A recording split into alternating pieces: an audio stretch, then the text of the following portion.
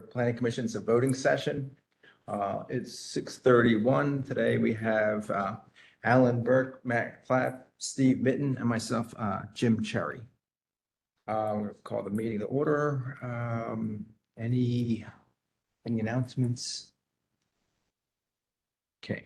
Any comments from citizens? There are items not on the agenda. Mr. Ott, how are you? Okay, old business, approval of June meeting minutes. I just got those out. There was only four of us at that meeting, so Alan and myself were the only ones there. I'm not even sure we have enough to, I'm sure. I can't vote. I have to abstain. Only two of us can't even vote. So we'll take a look at that again next month when we have enough. Nicely done. Oh, We can revisit if Quentin shows. Was it Quentin at it? no, Okay, It so we was- won't have it. we won't have unless it. Thomas shows up. right unless Tom shows up. We can, well. Because Jason was the other at that meeting, so. Okay. Okay, very good. All right. Old business is actually new good business here. So it's Westchester University presentation of the master plan report. I believe we have Conrad Talley from Ewing Cole making the presentation and Brian Nagel. So it's all yours, Brian. Okay, great. Thank you, Jim. Good evening, everyone. My name is Brian Nagel, here on behalf of Westchester University of Pennsylvania State System of Higher Education. We submitted a conditional use application for master plan approval under the Westchester Borough Ordinance, Chapter 112, Section 314, under the Plan University Campus District Regulations. Before I turn it over to Conrad to give an overview of the master plan, I just want to go over a little bit of background and process and where we go after conditional use approval. Brian, sorry, before you do that, could you tell us the whole team that's here? The whole team that's here is myself, Conrad, who Jim already introduced, Alex Meisler with traffic planning and design. and Michelle Ginsburg from the university. Thank you.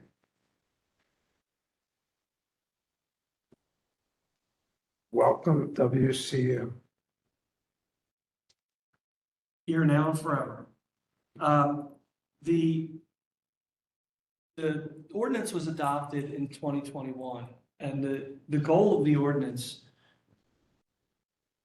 prior to having the master plan process, which is this is the first run through with the master plan approval. Before that, anything and everything that the university did in terms of a land development project, whether it was small, medium, or large, required a conditional use approval.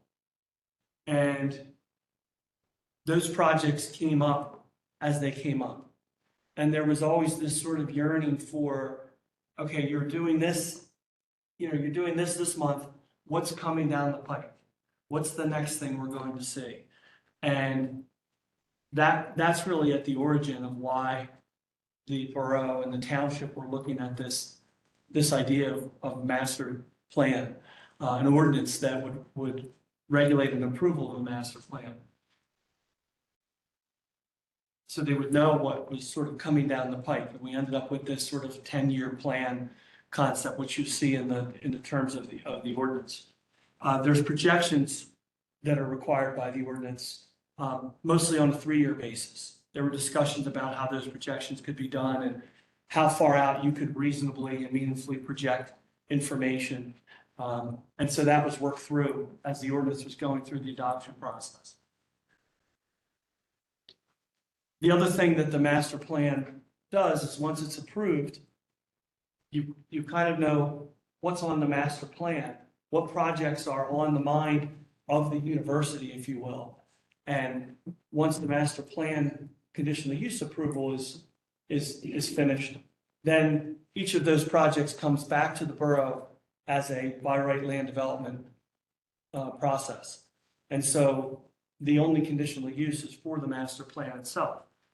The master plan doesn't go, obviously, too far into the weeds on each individual project. That's not the goal of the master plan. That will happen once the master plan conditional use is approved, when land development application is prepared and submitted, that will have all the details. Probably the best example of that would be stormwater. You know, you could show stormwater areas, but for an individual project, you'll see the particulars of stormwater management reflected on the land development plan when we get to that phase. Obviously, that was done in conjunction with West Goshen Township, so that both the township and the borough would have this master plan, would have a conditional use approval for it, and then could field land development applications as the university is ready to proceed with the project. Just because the project is shown on the master plan doesn't mean it will necessarily ever happen. It may or it may not, and it'll just depend on, obviously, the things that happen in the real world, usage, funding, and, you know, general needs. So that's just a little background. In terms of the process for the conditional use for the master plan, obviously, we have planning commission review. We're going to do some neighbor meetings coming up in September before we go to the conditional use hearings before both of the municipalities. And obviously, there's some consultant reviews going on, and we'll receive and address those as we go, and likely prior to proceeding with the hearing. Expectations for timing, nothing set in stone with these processes, as you all know, but I would expect the actual hearings to commence in November. I think right now we have an extension granted through the end of November, and we've done that to allow ample time for the borough and the township to review the plan. It's rather large, as you know, and to send it out to whatever consultants they want to have look at it and give feedback.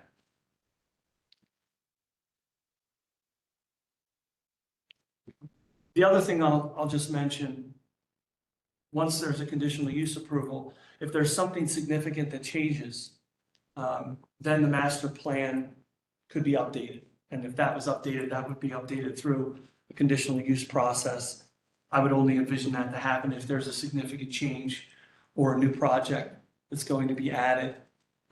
May not change a lot of other things, but that we'll have to kind of deal with as it comes up. But right now, this is a complete master plan for the planning for the university.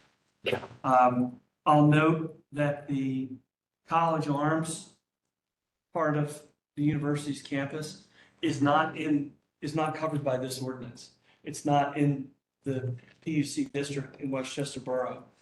At the time that the ordinance was being adopted, the university did ask that that property be included. The borough wasn't really ready to go there and asked that we come back later to address how that's going to be dealt with. So we will do that in due course. College Arms is shown on the master plan. But again, it's not included in the context of the conditional use approval. With that, I'm going to turn it over to Conrad to run through the overview of the plan. And may I make one other comment? Thanks for the overview. And when the borough sent the consultants the plans for review, I was at a meeting in May or June, and we just had a little roundtable discussion. And I said, it is excellent to have this dialogue between the borough and the university, where for so many years, as you pointed out, something would happen, there's just be a conditional use hearing. And this master planning process is like a breath of fresh air from my perspective. So thank you for, what you've done so far. Absolutely. We agree. We think it's been very beneficial, and it's been good to have everything laid out, to be able to have the broader conversations. So thank you, Tom. All right, so with that, just so that I can see everybody. So what you're gonna see in this deck is no different than what was in the books that were distributed to everyone, right? So this is sort of a snapshot of that larger book, right? So I'm Conrad Talley from Ewing Cole, and I should start with the premise of, we refer to this as a campus master plan simply because that's how you all define it in your ordinance. It's a bit of semantics, but I would say that we think of this not as a master plan and that there is no master that's done this planning, but rather it's a framework within which a whole group of people have collaborated to create this content, right? So Westchester University brought us, you and Cole, to the table to lead these conversations, but I'm speaking for a much, much larger team that included civil engineers from Chester Valley, traffic and parking, Alex is here representing TPD. OJB is the office of James Barnett. Those are our landscape architects that were heavily involved. Porter Cal Consulting offered us dining consultation. MGT did some housing analysis for us. CFP did what we call space utilization, and I'll give you more of a snapshot of what that means a little bit later. Becker and Freundorf was responsible for cost estimating for individual capital projects. Watchdog is a real estate advisory firm, and PFM are financial advisors. So you could imagine quite a robust team of people at the table having conversations to create the plan that you all have. So why do the master plan beyond the borough ordinance is ultimately to guide development, right? So create that framework within which the university is working, both near and long term. And so part of that process was to identify capital, potential capital projects, working with the university to prioritize those projects, and ultimately then outline those, which is what you had in the as you know, I'm not going to read through this list. You're all familiar with these are what's in your list. It's what the university should be putting forward to you all. We believe that that is sort of represented in the materials that you've seen to date. But in addition, as Brian mentioned, the university is part of the PASHE system. It's I would say it's the one. It's not one of. It is the largest of the 10 Pennsylvania state schools. PASHE also has master plan or requirements that go even beyond those of your ordinance in that they look for short-term, mid-term, and strategies outwards of 10 plus years. So in that book that you all have, we do talk a bit about what's to happen potentially in the first 5 years, but we go beyond that. And the reason is we're making sure that this plan is serving double duty and that it's meeting your requirements as well as those of the PASHE system. So the way we did this, it's a 5-step process. I'm not going to sort of bore you with the process, but the headline here is we've been working on this for about 15 months. So the information wasn't back in the napkin. There was a lot of information, a lot of data gathering, iterations, and ultimately the reports that you all have.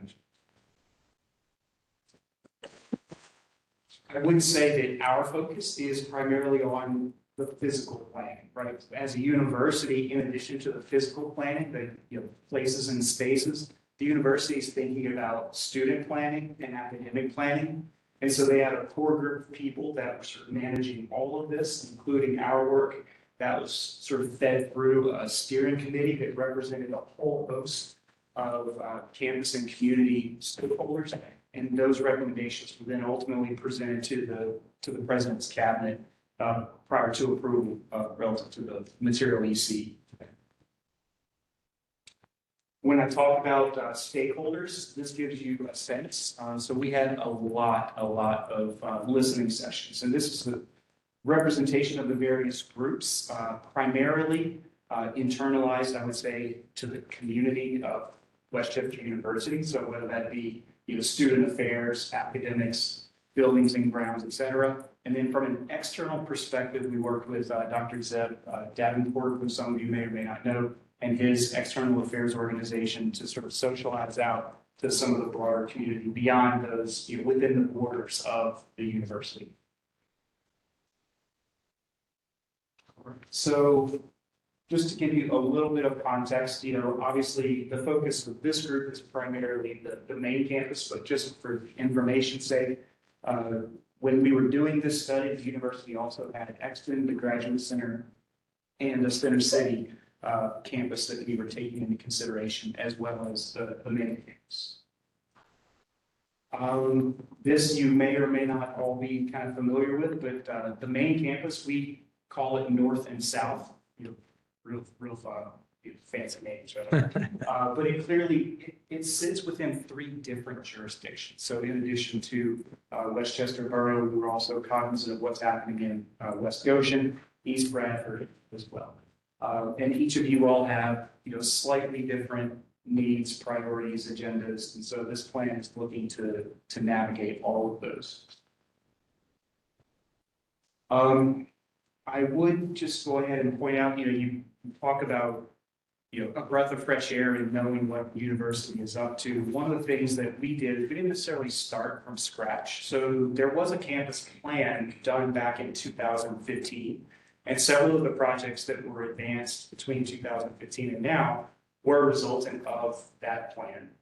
I would say that in 2020, the advancement of that work came to a significant halt. You could imagine why. But we took from that 2015 plan, along with a series of other studies that had been done over the years, and we used this as an opportunity to, I'll say, take some of the better ideas from some of those plans and incorporate them and carry them forward. Some items that were in those previous plans weren't necessarily appropriate for the current needs of the university, so those may have been abandoned. And then we also use those and sort of validated, and prioritized and put those forward in our new plan. So the university now has a singular document as opposed to, distinct sort of individual building studies, a landscape plan, et cetera, et cetera. So armed with that information, that's when we started getting into what are the issues on the campus. And so I'm just going to kind of walk through some of these. So deferred maintenance is it's significant, not just for Westchester, but campuses across the country. So one of the first things that we did out of the gate, we did a visual inspection of just about every building on campus, about 80 buildings or so, to get a sense of where things stood from a capital needs perspective relative to roofing, whether it be HVAC, electrical systems, et cetera. And we offered the university a prioritized list of where to spend dollars relative to that deferred maintenance. Traffic, TBD is here. You've probably seen the traffic report. The headline is that all of the intersections remain operating at a level of C service or better, and all movements at level of service D or better. And that's the information taken at sort of projected forward as a result of some of the projects we anticipate in the first 5 years. Relative to parking, as you could imagine, for a university, the intensity of parking is heavier during the midday versus sort of early morning or late night. That's just sort of speaking to the obvious. But what we did find is that the North Campus, which is what we call super block, you're all most familiar with, the parking that serves that area, even at midday, was approximately 80% occupied. And down on the South Campus, down by the athletics fields and the Sturzbecker Center, those lots were approximately 50% occupied at some of their peaks, just to give you some. Relative to site and landscape, our landscape architects evaluated again both the North and South campuses. They spent a lot of time looking at potential gateways, public spaces, circulation, whether that be vehicular and or pedestrian, identifying flash points and offering recommendations on ways to improve those. Relative to student services, we spent quite a bit of time on this. I would say that, as we think about universities as a place that's, a place of learning, but an institution like Westchester has to provide I'll call it ancillary services to serve their population, not just the students, but also staff and faculty as well.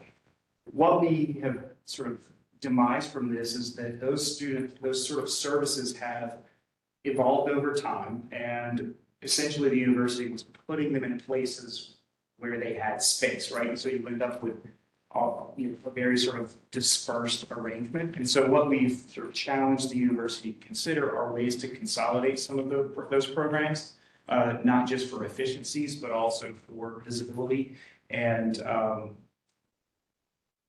and I have another word in my brain relative to that, it just literally flew out. So The I flag. think it was well-behaved students. that's not what I was thinking. But no, you know, the idea of consolidation for efficiencies is one of the primary, right? So I mentioned space utilization. This is just one example from a singular building, but what we did is just as we did a visual survey for deferred maintenance, we worked with their registrar's office to collect data relative to when students are taking classes in which buildings and understanding how individual rooms are being used. So this represents one building, but you could imagine that across all their campus and develop what we call sort of a heat map, right? Where the red represents rooms that are overutilized, the blue representing rooms that are sort of underutilized, and the green and yellow are sort of in a sweet spot, right? Where students are in and out, leaves time for the university to maintain those rooms, right? So an overutilized room is one that's constantly in use and can't be cleaned, repaired, et cetera, right? And so through this analysis, we're able to come to the conclusion that generally there's sufficient academic space on campus.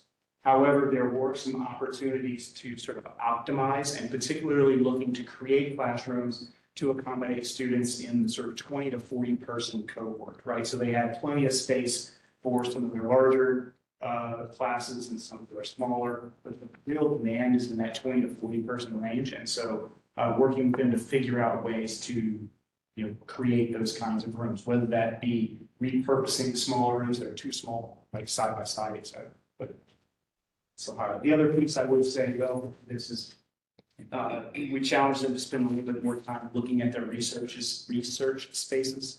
There look like there may be some ways to optimize research capacity. Relative to dining, I mentioned we have a dining consultant, so they assessed, I believe, it was 13 different facilities on campus, both for sort of operations, efficiency, et cetera.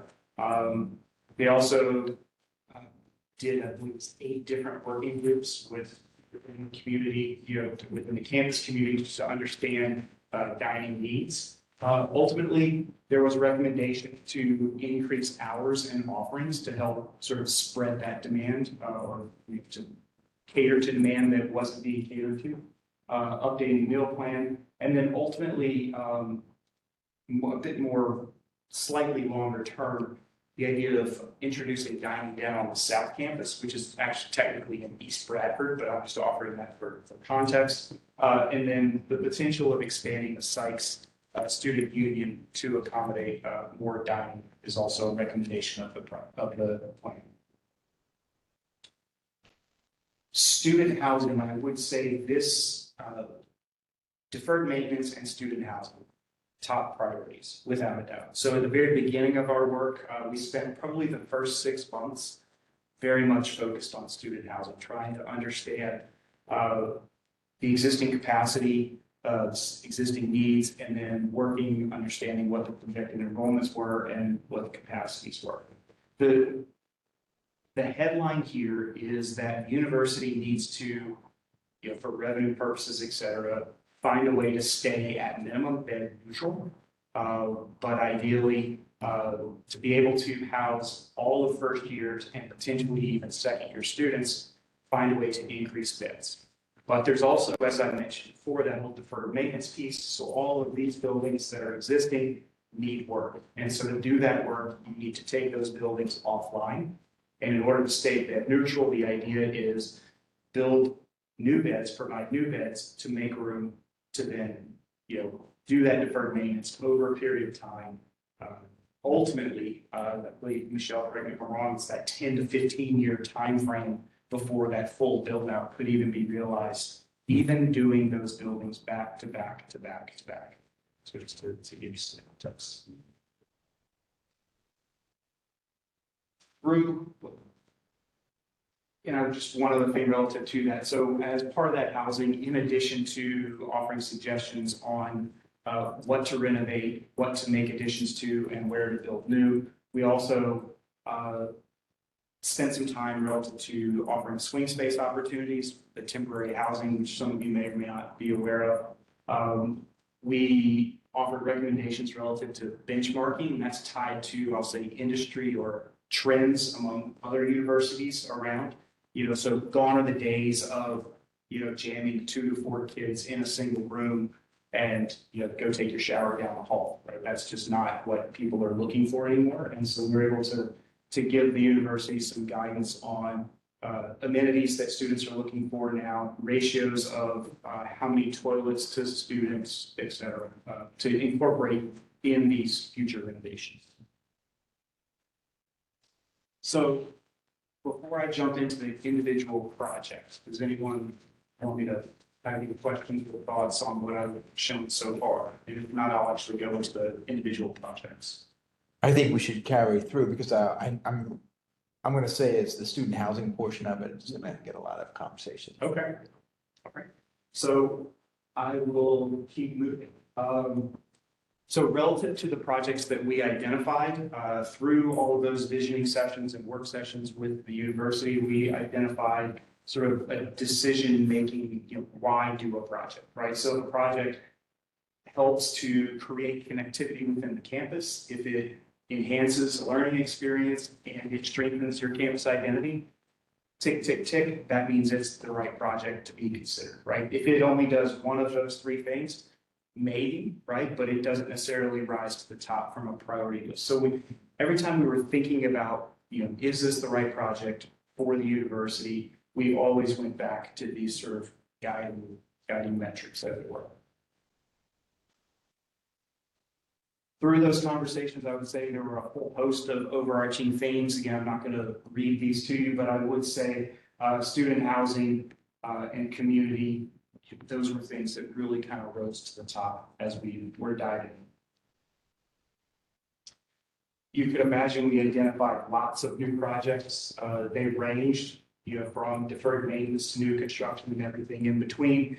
And we categorized them in a series of buckets. You can see on the screen there, academic support, student services, deferred maintenance, campus improvements, and campus support. And so that allowed us to sort of, by putting them in these various buckets, we could then work with stakeholder groups to help organize and prioritize those projects. Because again, just a list of hundreds of projects, it's just too much for anyone to really digest. So that's the process we use to help do. And these were some of the ones that rose to the top.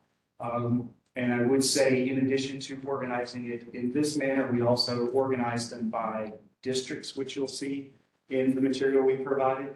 But for the purpose of tonight, we are going to focus on the timeline, right? So we identified grouping of projects that may or may not occur within the first 5 years, right? So as Brian pointed out earlier this evening, there are lots of factors that determine whether or not these projects can ultimately go forward. Capital is probably one of the prime reasons. So I would venture to guess that of all of these projects, not necessarily all of them will be executed within the first 5 years, but these are ones that sort of rose to the top for consideration by the university. As I mentioned before, the ones that are listed in 6 to 10 and 10 plus are in the book, but I was not intending to focus on those this evening. Fair enough. All right, so I'm going to start with South Campus. So while this isn't directly within your interest, it's of interest for sure. So the idea with this particular project is to take the 11 existing buildings on South Campus and in a phased way, 2 buildings or 3 buildings at a time over the next 6 years, essentially do a complete gut renovation and add a single floor to each of those buildings, right? And so the net add to that would be 220 new beds, bringing that grouping from 499 to 719 beds over the course, as I said, 6 years. I would also point out that the provision of the construction of the recently built implemented temporary housing on what's referred to as the M1 lot, which I guess technically is in West Goshen Township. Those were put in place to help, again, with that idea of taking some of these offline to stay bed neutral or bed positive. Any questions about this one? So in addition to that one, we also proposed amenity on South Campus to complement, right? So as you're increasing beds, one of the things we heard for this particular campus is an interest for places to build community. So this is the suggestion of including new dining, community event space, and some student support as well as recreation. Also on South Campus, just across the street, is the Sturzbecker renovation. So this is a project that's been in the works for a number of years. This will be essentially a complete renovation, new roofing, HVAC systems, et cetera, updating of classrooms as well as athletic spaces. And this project is slated to start renovation construction in 2026 and to be completed in 2029. So with that, I'm going to shift now to what you all are a little bit more interested in, and that's what we're suggesting for North Campus deferred maintenance, right? So can't explain enough how much this is important to the university. At a high level, we basically have recommended that the university increase their annual deferred maintenance budget significantly in order to move these projects forward. We also suggested that they put a bit of I'll say a prioritization on any of their historically significant buildings, which obviously on the north side of this historic quad would be Phillips Memorial, and the south side would be what's referred to as the old library. Right. I would say the university has done significant work in most of these, and these are in pretty good shape in the grander scheme of things, but we were encouraging them to continue investing in these facilities. I had mentioned the temporary housing, so this just gives you a sense of what's happening here. This is 128 beds on the M1 lot, which is adjacent to the music school. And again, these are slated to be on campus 5 years essentially, which gives the university enough runway to get the South Campus apartments up beyond the 220 mark. Shifting then to one of the most significant housing projects is the new Lawrence Hall position. So this is on New Street, just north of Rosedale. So you may know there's a whole series of housing, just sort of planned south of this. I would say this particular site we studied a lot, right? I would say there could be a number of building arrangements ultimately. So when, as Brian said, this is a suggestion of how to occupy this site. Ultimately, someone will be hired to design and deliver this as a building. And I would say that there's opportunity for lots of different plan arrangements, but the tenets of this, right, are adjacency to within the super block. We'll start with that. Taking advantage of a site that's currently not at its, what I'd say is highest and best use. If you all know that building, it's a low slung, 2-story building. There was a former dining hall that since has been essentially abandoned. And then there's some student services that, that building is essentially, from a systems perspective, on its last leg, as it were. And so the idea of relocating people that are occupying that building now, raising this site, seemed to make a lot of sense. Then we start to look at what the highest and best use for that would be in the context of all of the university needs and housing being a priority. This was one of those first sites that, could be taken, in the context of a master plan somewhat immediately. That being said, the other piece that I would say is a core component of this is there's existing stormwater management just adjacent to the recreation center. So the idea of creating open space, intentional open space on a pretty dense, academic block to allow students to have some, recreation or programmed outdoor space we felt was important. And also gave a little bit of breathing room adjacent to the science and engineering. Again, and I guess the other piece I would point out is we are proposing a relocation of the bus shelter and or stop adjacent here. You all can see that. So the idea is then you're pushing the shuttle stop a little bit further north, direct connection to the SECC, which is a dining hub for the university and a destination. But it also sets up some interesting sort of pedestrian movements that we think are beneficial ultimately for the university.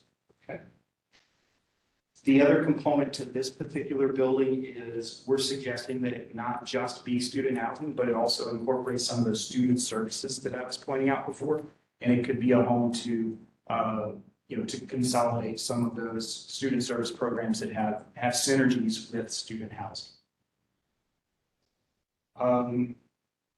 We have a modest amount of on-site parking. It's primarily, I would say, we think about, move in, move out, right? So the idea of having a place for drop off, another sort of phenomenon at residence halls is, of course, the DoorDash and other things, right? So a place for those vehicles to come in and out, or the Ubers to come in and out, and not on the primary drag, but taking them off the street. So those are improvements that we would see as sort of important to the overall project if it were to move forward. The other thing I'll point out relative to that, we are asking the existing loading zone of oops. Sorry about that. The existing loading zone, to one of these other residential buildings to serve double duty and provide, delivery and pickup. So we're not creating new traffic points, but rather taking advantage of an existing one and internalizing sort of the student movements as it were once they're on campus. I guess the other thing I'd point out, within the ordinance, I believe this site has a 90-foot height restriction. And so what we're proposing in the 6 to 8 stories stays under that 90-foot ordinance requirement. The resultant of this particular blocking yields in approximately 700 to 800 beds. Again, depending on the ultimate design and configuration, that number could vary, right? And that's, this is, again, looking to what could be done if you were to max out under the ordinance requirements, right? So the university could elect, for example, to build, a metal, a first floor steel frame with wood frame above. To do that, you wouldn't be able to get to 8 stories. I think you can get to 5 and do that, but that might need to hit the 700 or 800 beds. The bulk of the building may have to change. So those are the kinds of exercises that a design team in the future would begin to take on. Any questions on this one? Yeah, nice. All right, the Science Center. So the Science Center consists of 3 different buildings built, I'm going to get the years wrong, but we'll just say 50s, 60s, 80s, okay? I would say that in the current sort of industry trend on campuses, science, education, interdisciplinary sciences in particular is a hotbed relative to attracting and retaining students relative to the kinds of programs that they're interested in. And so this is a building that we went through, and the deferred maintenance, when you added it all up, it just made more sense to just say to the university, don't do it bit by bit, make a project if you can, and just do a complete renovation of this project in phases. So that's what the recommendation is for this. This particular recommendation is primarily internalized, right? So there may be some facade improvements and windows and things like that, but nothing, at least in this plan, suggesting an addition or such. So it would not have any impact to the sort of the broader sort of public good. The old library, This is one, while it was on that sort of deferred maintenance list, this is one that rose to the top amongst campus stakeholders.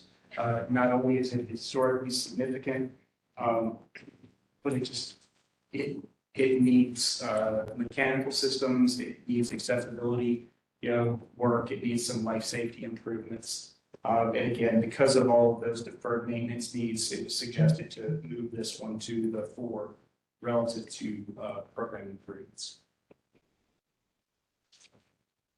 Similarly, the FHG library, this is a building built in 2 phases. You're probably most familiar with the 6-story tower that sits prominently on the corner of Rosedale there. The librarians are in the middle of a strategic plan to sort of recast what libraries mean for them as a university. So in that vein, our recommendation at this stage is to move forward with any and all sort of deferred maintenance, as well as improvements as ultimately recommended by that strategic plan presented by the librarians. Right. And it's similar to the science complex, right? So we're not proposing additions and such, so it's all internalized. College Arms, Brian did mention this particular one sits just outside of the PUC. And I would say that for the purpose of this plan, we're putting it forward for this maintaining the footprint and renovating, which I believe there has the ability to have 97 beds if memory serves. This is a unique property in that I would say that we debated amongst ourselves as a team in that, is this the highest and best use for the site? We'll let the university continue to have those discussions as you all conclude whether it belongs in the PUC or not. Is there a desire to bring it into the PUC? I'm sorry. Is there a strong desire from the college to bring it into the PUC? I couldn't speak to that. Did you hear the question, Ron? Yeah, the answer is there's a desire to circle back to the discussion where, as it was left off when the ordinance was adopted. Okay, So that's what I think we intend to do. And see where it goes. But again, this is all in the vein of collaboration and cooperation with the borough to the greatest extent possible. So that's the goal there, is to have that conversation and see what we can do to include it in the campus. Ultimately, that may not be a plug and play. It may be something modified from what the existing PUC is. We just don't know until we have the discussion. But we're not doing that in the context of the master plan. no, I just want to, as the director of the department, I want to make sure that I'm gearing up for this and give an example, similar situation to this in my last place. I started on day 1. We didn't do it 2 years after, but I had it all planned out before and knew where the major steps were going to be so that we could get through it as quickly as possible. So I just want to try to get an idea of what's going on. Yeah.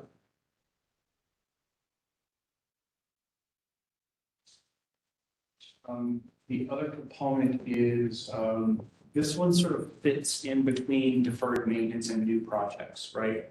So I'm not going to get into the weeds of geothermal. I'm not a mechanical engineer, but the idea of getting energy from the earth, right? Let's just leave it at that. The university does have geothermal wells on campus now, and you'll see those highlighted in the sort of the pink with a solid line. I would say that the existing geothermal system is taxed based on the number of buildings that they have utilizing that system. There is work ongoing to look at ways to improve the efficiencies of that system. And ultimately, they may come to the conclusion that they need to expand the well fields, and ultimately that would expand their capacity.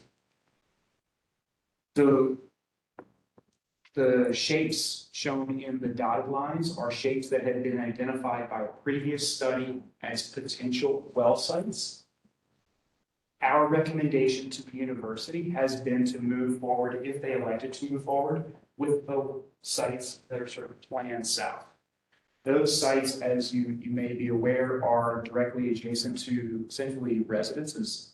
And so while there would be some, I'll say, impact while these wells are being constructed, the end result is green open space, right? So yes, there are some issues to get the work done, but ultimately it then creates I'll call it a no-build zone, which the residences may actually prefer.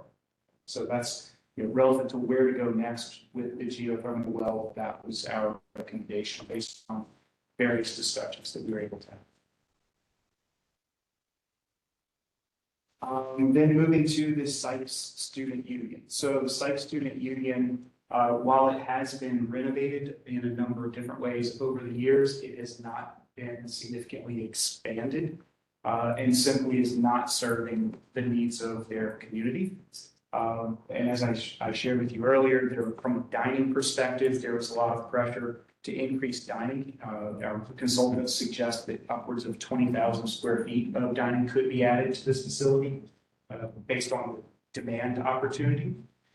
In addition to that, there are those student services and the idea of having consolidated spaces for clubs and organizations and such, which they do have already, but to improve, again, based on the current student enrollment is something that could be considered here. I'm showing both the sort of phase 1 and phase 2. Our recommendation tied to phase 1 is, again, the sort of dining student services components, not necessarily parking deck. The parking deck, we think, could be one of those that would come post 5-year and would be a result of, sort of a future traffic study or a parking study. But if the demands change from where they are now in 4 to 5 years, then that may be there's a placeholder there. And I would say that this placeholder and the positioning of this expansion, just as a case in point, was carried forward from the 2015 master plan. So the university's been thinking about this for quite some time. Capital simply has not been there to make this happen. We evaluated that. We thought that was still a good idea to be carried forward. And it suggested that if it can be afforded to push forward in the first 5 years. Now, as part of that, we recognize that getting to and from the union is probably a point of conversation amongst you all, particularly our Rosedale. So one of the things that we are looking to push forward in the first 5 years would be some improvements along Rosedale. I'm sure you're all aware at this corner of, I believe that's Rosedale and New. I always get New and High, but New. I believe that one, if it's not under construction, is slated for construction. Probably Very much under construction. I haven't been to campus in a few months. That was tied back to the SEC building. But in addition to that, there's a series of things, and I'll just kind of walk my way across. So there was the potential sort of course. Smart boards are awesome. They said we need touch. We're not supposed to. Right. So there's from the academic quad, there's what's referred to as President's Walk, which currently terminates. So the idea would be to create some, just markers, right? So again, if it were to become a project, would need further study, but we're imagining at minimum material change, right? So it's signifying to both pedestrians and vehicles, just pay a little more attention at that particular point. We're not anticipating significant improvements, from a building change or program change to the east. So we're not expecting different traffic patterns per se, but it's simply more awareness. So as people are moving in and out of campus, it's a signifier like you are at Westchester University. Moving across, in the future state, I would say beyond the 5-year mark, we are considering this idea of pedestrianization of Church Street, which some of you may know, that's again, not our original idea. That carried forward from a landscape plan that was done back in 2017 that we believe had some merit. And so we would like to carry that forward. We don't anticipate that happening in the first 5 years, but creating an opportunity for as part of the expansion of the union, creation of green space along,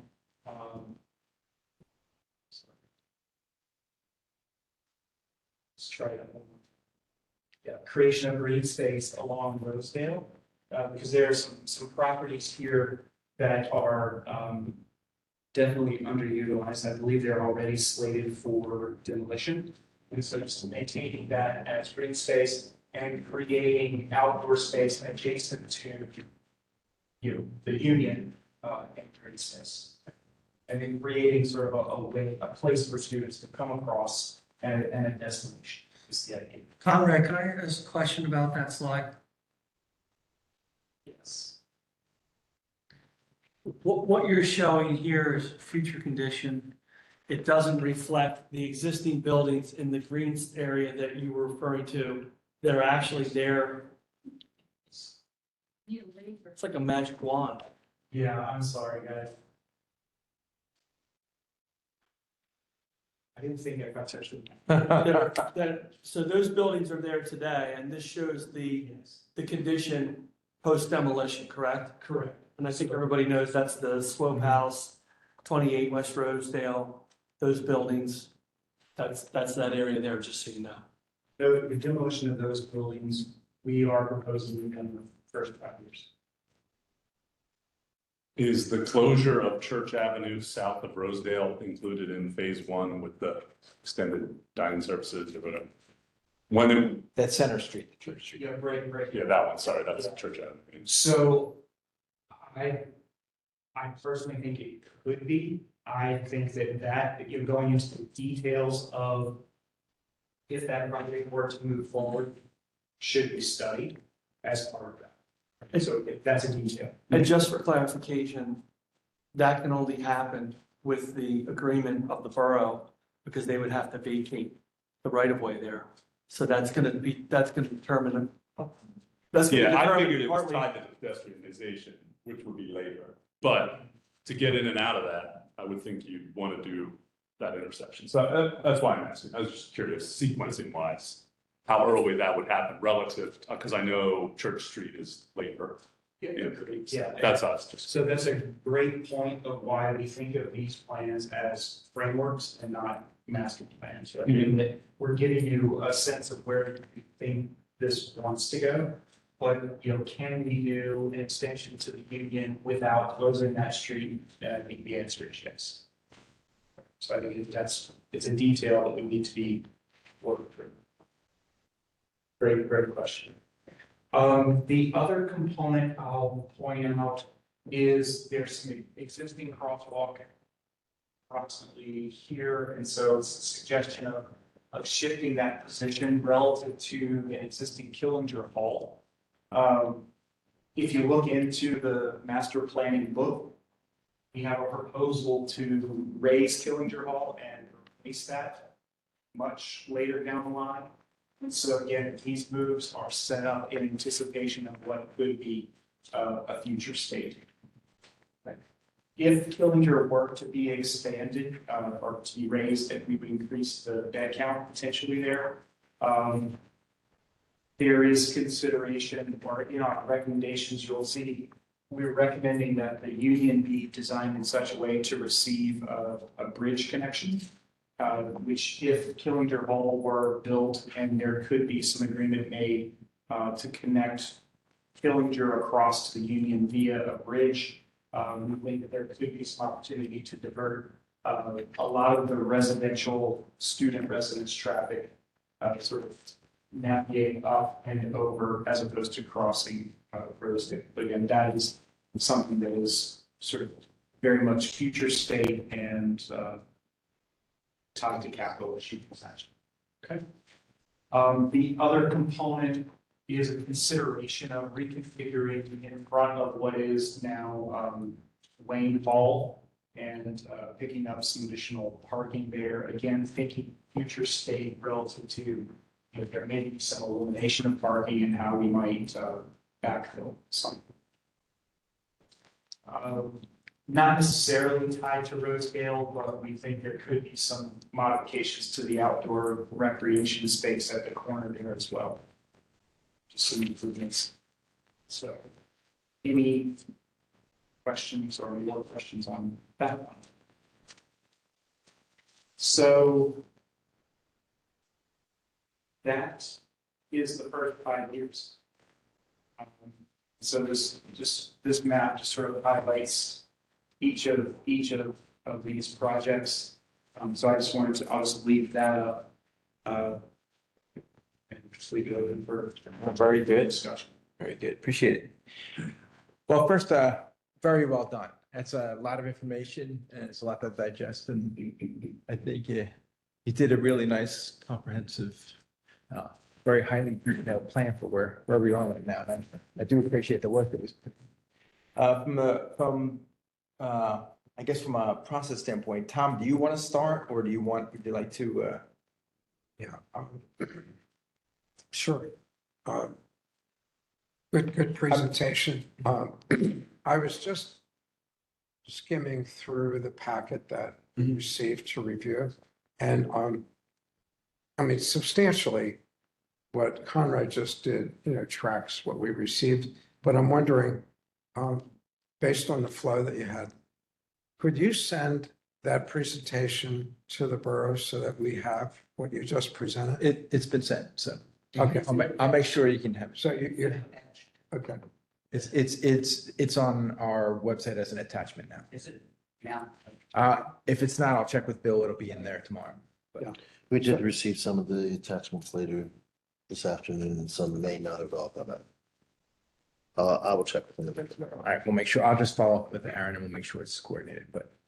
Very good. So, as Brian pointed out, in terms of the process of what we're going through, Brian talked about planning commission review, neighbor meetings, Mhm. consultant reviews, conditional use hearings, conditional use approval. And, all good. So I just want to give like a high level presentation. So I started working for the borough in 1988. And at that time, I met a landscape architect, Greg Tremblay, who was the campus landscape architect. And back then, we had discussions about the street tree program on the campus and new trees that were being planted in queue in the 5-year plan and so forth. And so in the review comments that we put together May 14th, the last of those comments mentioned the street tree program.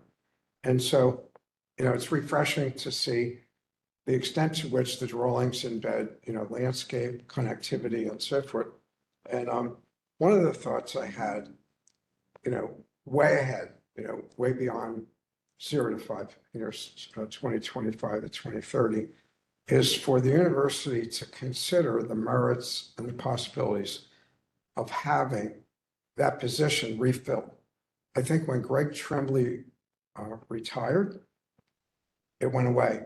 The first person that was hired after Greg Tremblay was Larry Paglia, who was the landscape architect from Newtown Square. And then after Larry retired, individual projects came in.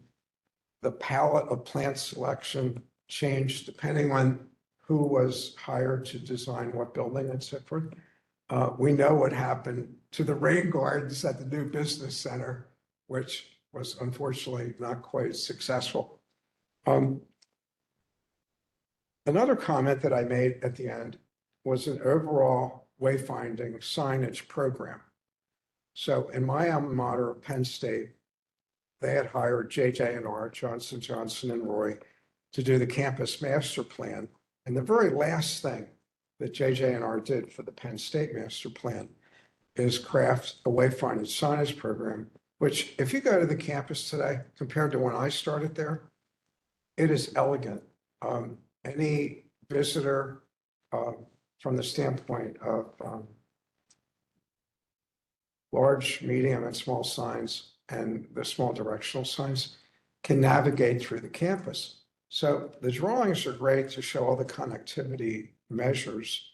And so I think it would be useful at some point in the constellation of all this good thought that the university would consider creating a wayfinding signage program to reinforce all the connectivity goals.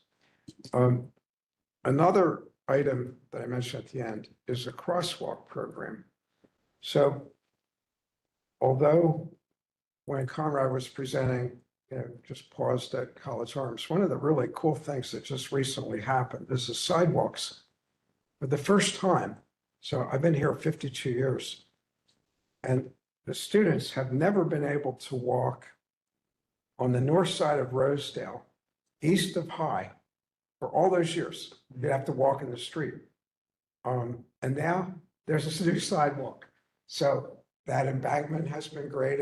There's a new sidewalk and everything connects. So it's like the best practices right out there, Hooray, good job, guys.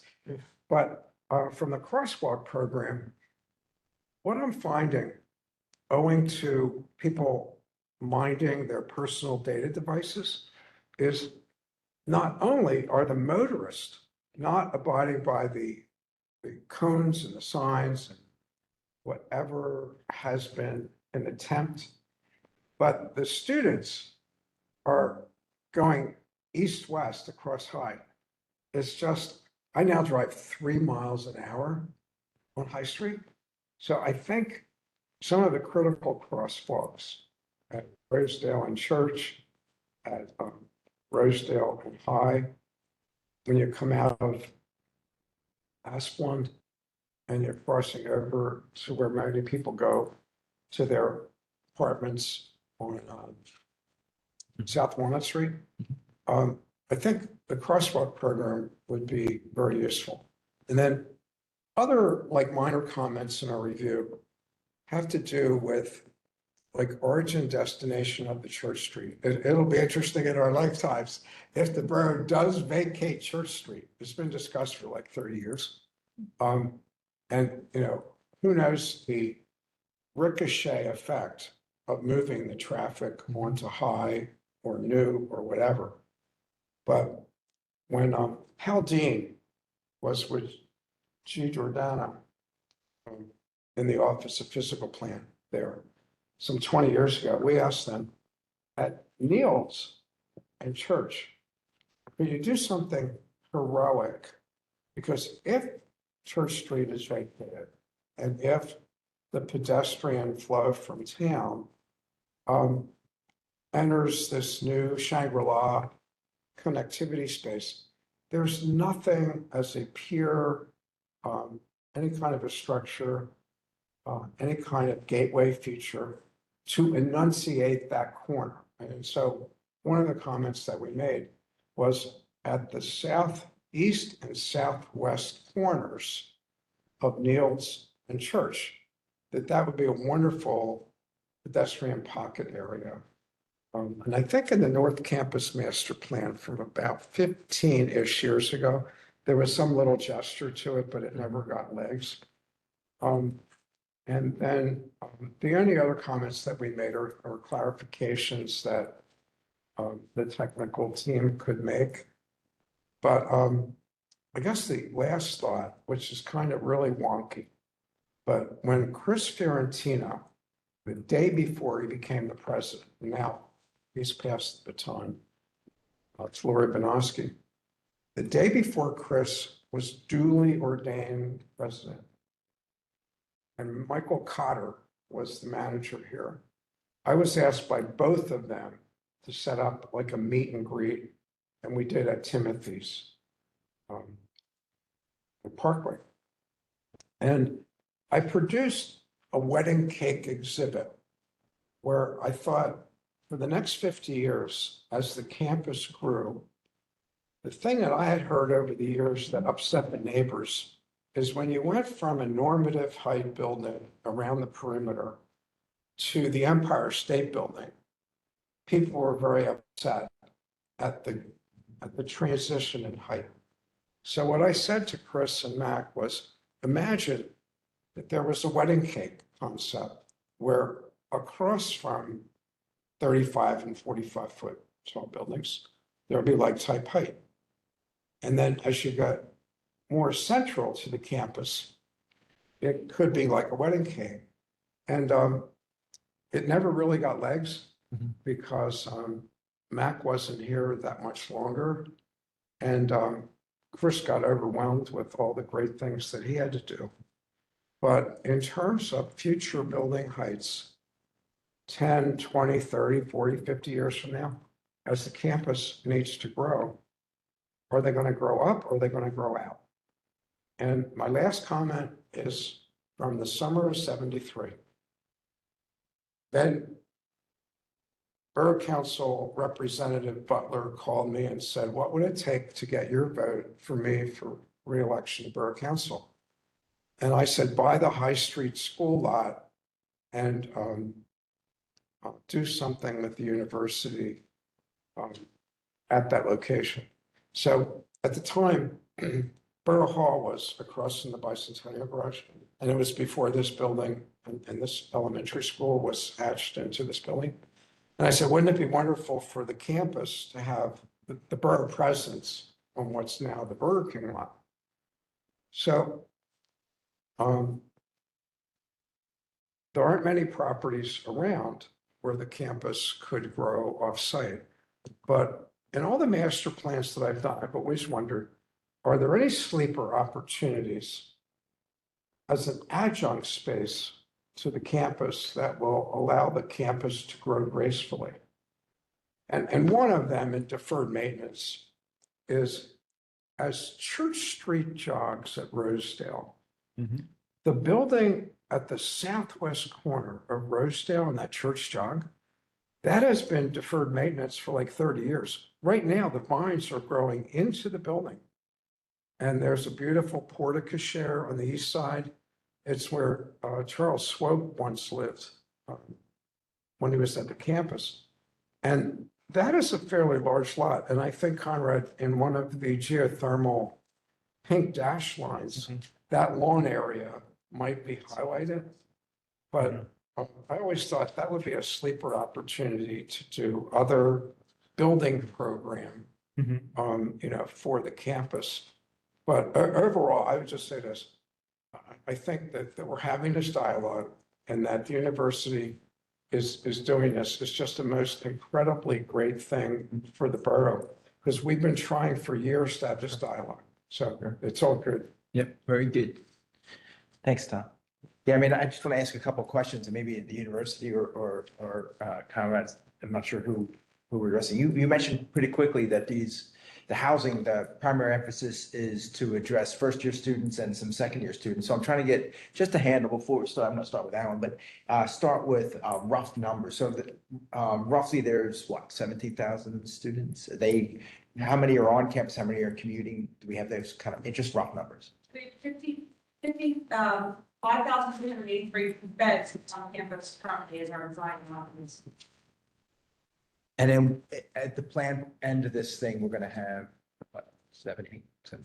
So in the first 5 years, roughly the same. Mhm. If the university is able to complete South Campus, as I described, which would then allow them to take the temporary lot offline, build Lawrence Hall, and then immediately after building Lawrence Hall, our proposal is for them to then move right into the renovations of Tyson Hall, which would take another 586 beds offline. So the university would be at a modest increase from a bed perspective. So of the 500, I use round numbers, 5,400 would maybe bump up to about 5,600 Okay. plus or minus. Now, do we know the other students, just say upperclassmen, are they residing in the borough or are they commuting? Do we know what the number of commuters are versus how many people? I'm not sure what kind of residential load the students are contributing to the borough. And so I'm just trying to get a handle on understanding that. Yeah, there's data in the reports on that. I couldn't tell you the numbers. I think we said it's difficult to say how many of our students are actually living in the borough because they don't always accurately report. Sure. And then some of them are obviously commuting from their home residence, which could also be within this area. Okay. So it's hard to know what the burden is on, say. And the student housing reports from the borough are included as well in the materials. So if you look at that, it shows all of those units. Alan, you want to start? Thank you. In the interest of time, I gave, and because we had a fair amount of time leading up to this, I put my thoughts together so I could just read them. I want to begin by saying that my comments are directed not just at Westchester University, but at the borough. I think we have to look at this as a joint experience. Planned University Campus District was proposed in 2017 and approved in 2021. It listed 8 goals to improve difficult interaction between Westchester Borough and the university. It was proposed by Westchester Borough and West Goshen, and it was not proposed by Westchester University. Westchester University agreed to it at the request of the borough. I think it's fair to say, and Tom and I are probably the only ones who were involved in negotiations with the university on various land development plans, 2011, 2012, 2013. Difficult, very challenging, very little communications, and skyrocketing student body size, and without any guideline as to where it was going. Today, because of this, that has all changed. I congratulate everybody who has worked so hard to get us to this point, and I think I want to call out and recognize Mr. Fiorentino for his leadership, and Carolyn Cometta, who worked so tirelessly.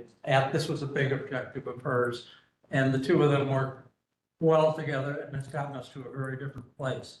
This is a new and better day for the history of Westchester University and Westchester Borough relations.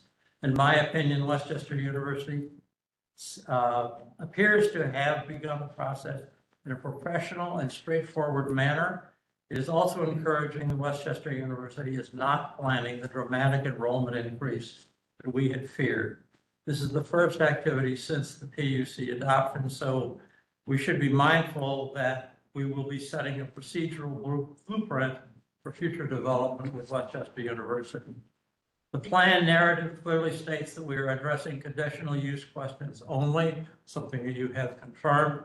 Each new building will still need to be approved by the Borough Council, and our guidance at some point in the future, with our guidance at some point in the future. So in no way should this be seen as conventional land development plan. We don't agree to that.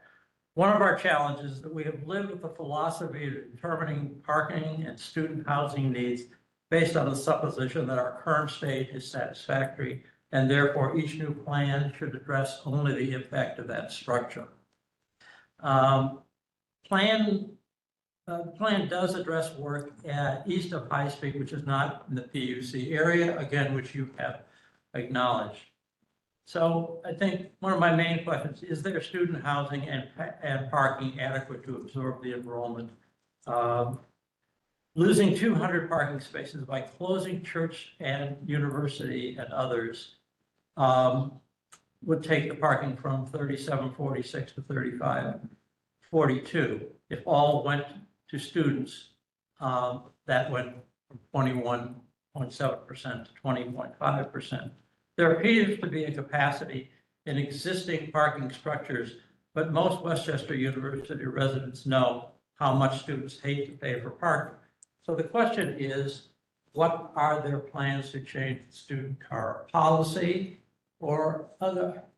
When you were talking, it just occurred to me, we should probably just talk about usage in the free spaces. That, I think, would probably just give us a clearer picture of what is the need for parking, because paid parking structures can become vacant if enough is charged for the spaces, and they aren't allocated to professors or whoever.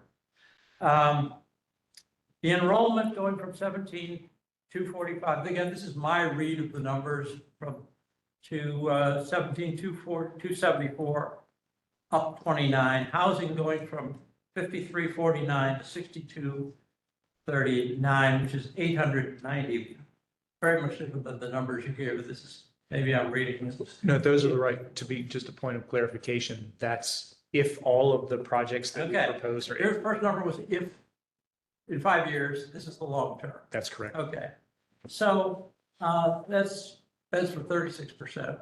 And our core responsibility is to protect the health, safety, and welfare of the people of Westchester.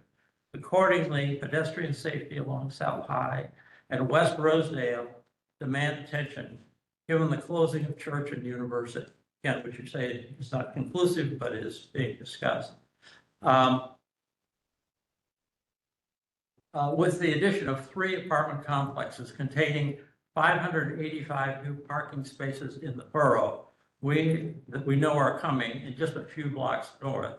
These can only increase traffic along South High. The borough has made a tragic mistake when Justice Center and garage were built, and we must be vigilant. We should seek an independent safety assessment. The 549-page traffic study gave us no insight on how to address this. While this plan appears to confine Westchester University's objectives geographically, the reality is that nothing happens in a vacuum, and we must be mindful of the other borough issues we face. Our comprehensive plan obligates us to, and I quote, coordinate with the university to develop a workforce housing program. Later on, again quoting, by decreasing rentals and increasing home ownership.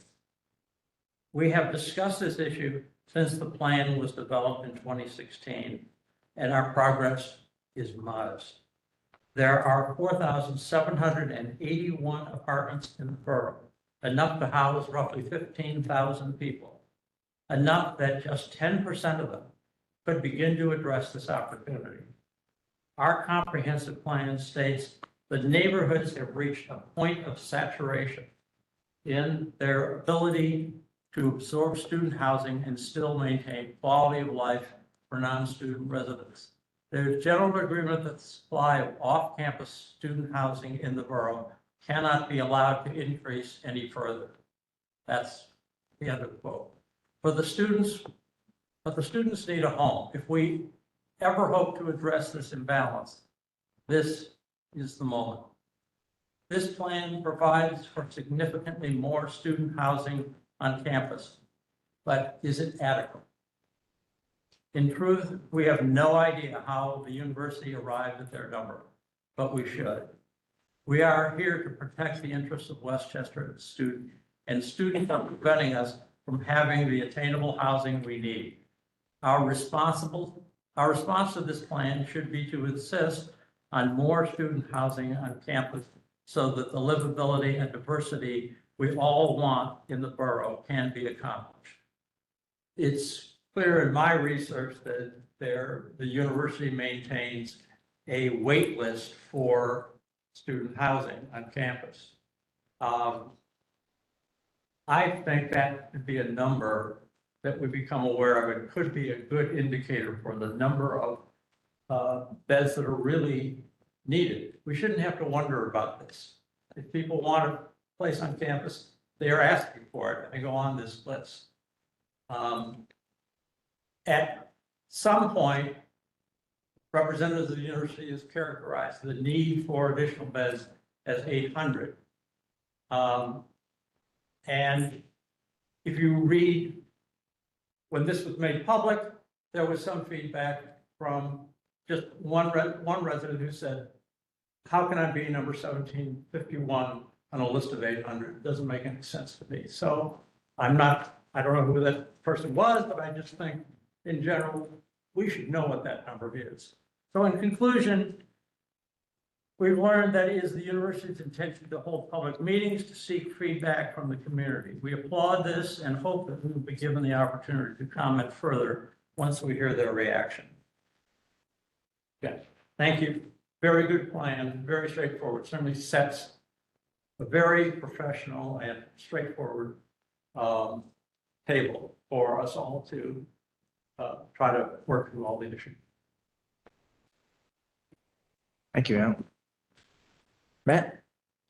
Tough to follow, Alan. I won't belabor, in the interest of time, belabor the beds and student housing projections and stuff like that. I will just echo Alan's concerns about that issue. I do have some specific numbers, but I know you guys aren't necessarily prepared to cite all the numbers in the report right now, so I could always forward them to you. It looks like there might be either some inconsistencies or things that I'm just not understanding the timeline, the timeframes of, so I'll leave that for now.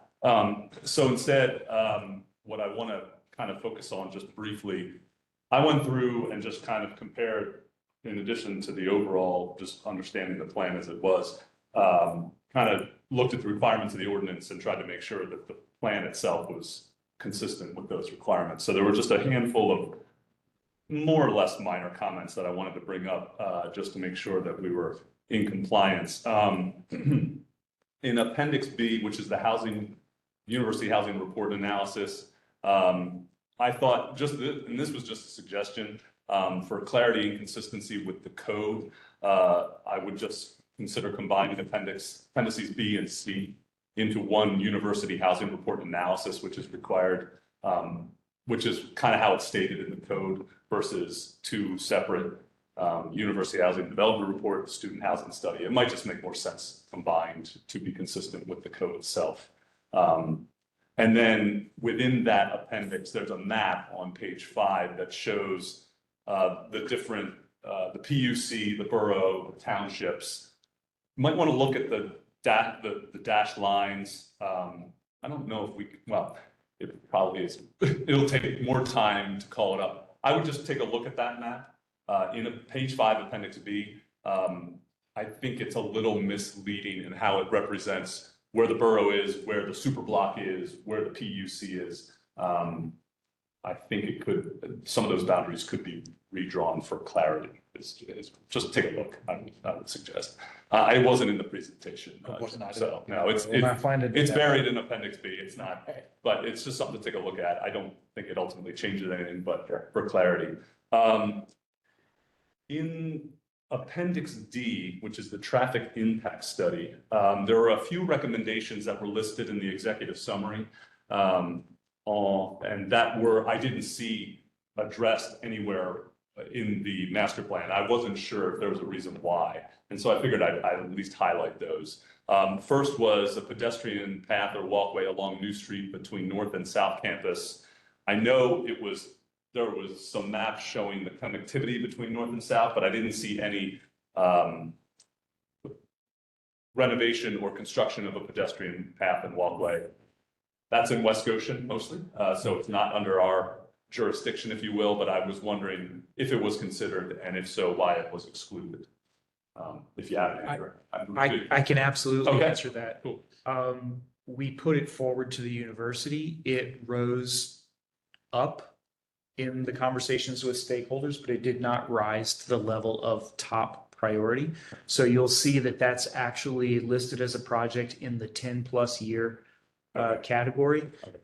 We simply put it into this master plan document as a mechanism to remind the university when they go to revisit this plan in 5 years or 10 years, don't forget to keep thinking about this, because we do think that there's a great opportunity to improve pedestrian and cycle connectivity. Basically, we're encouraging the university, and we would encourage you all as a borough to move away from vehicular traffic where you can and encourage pedestrian, cycle traffic, et cetera. And that 1 mile stretch, if it were improved, we think that students would use it.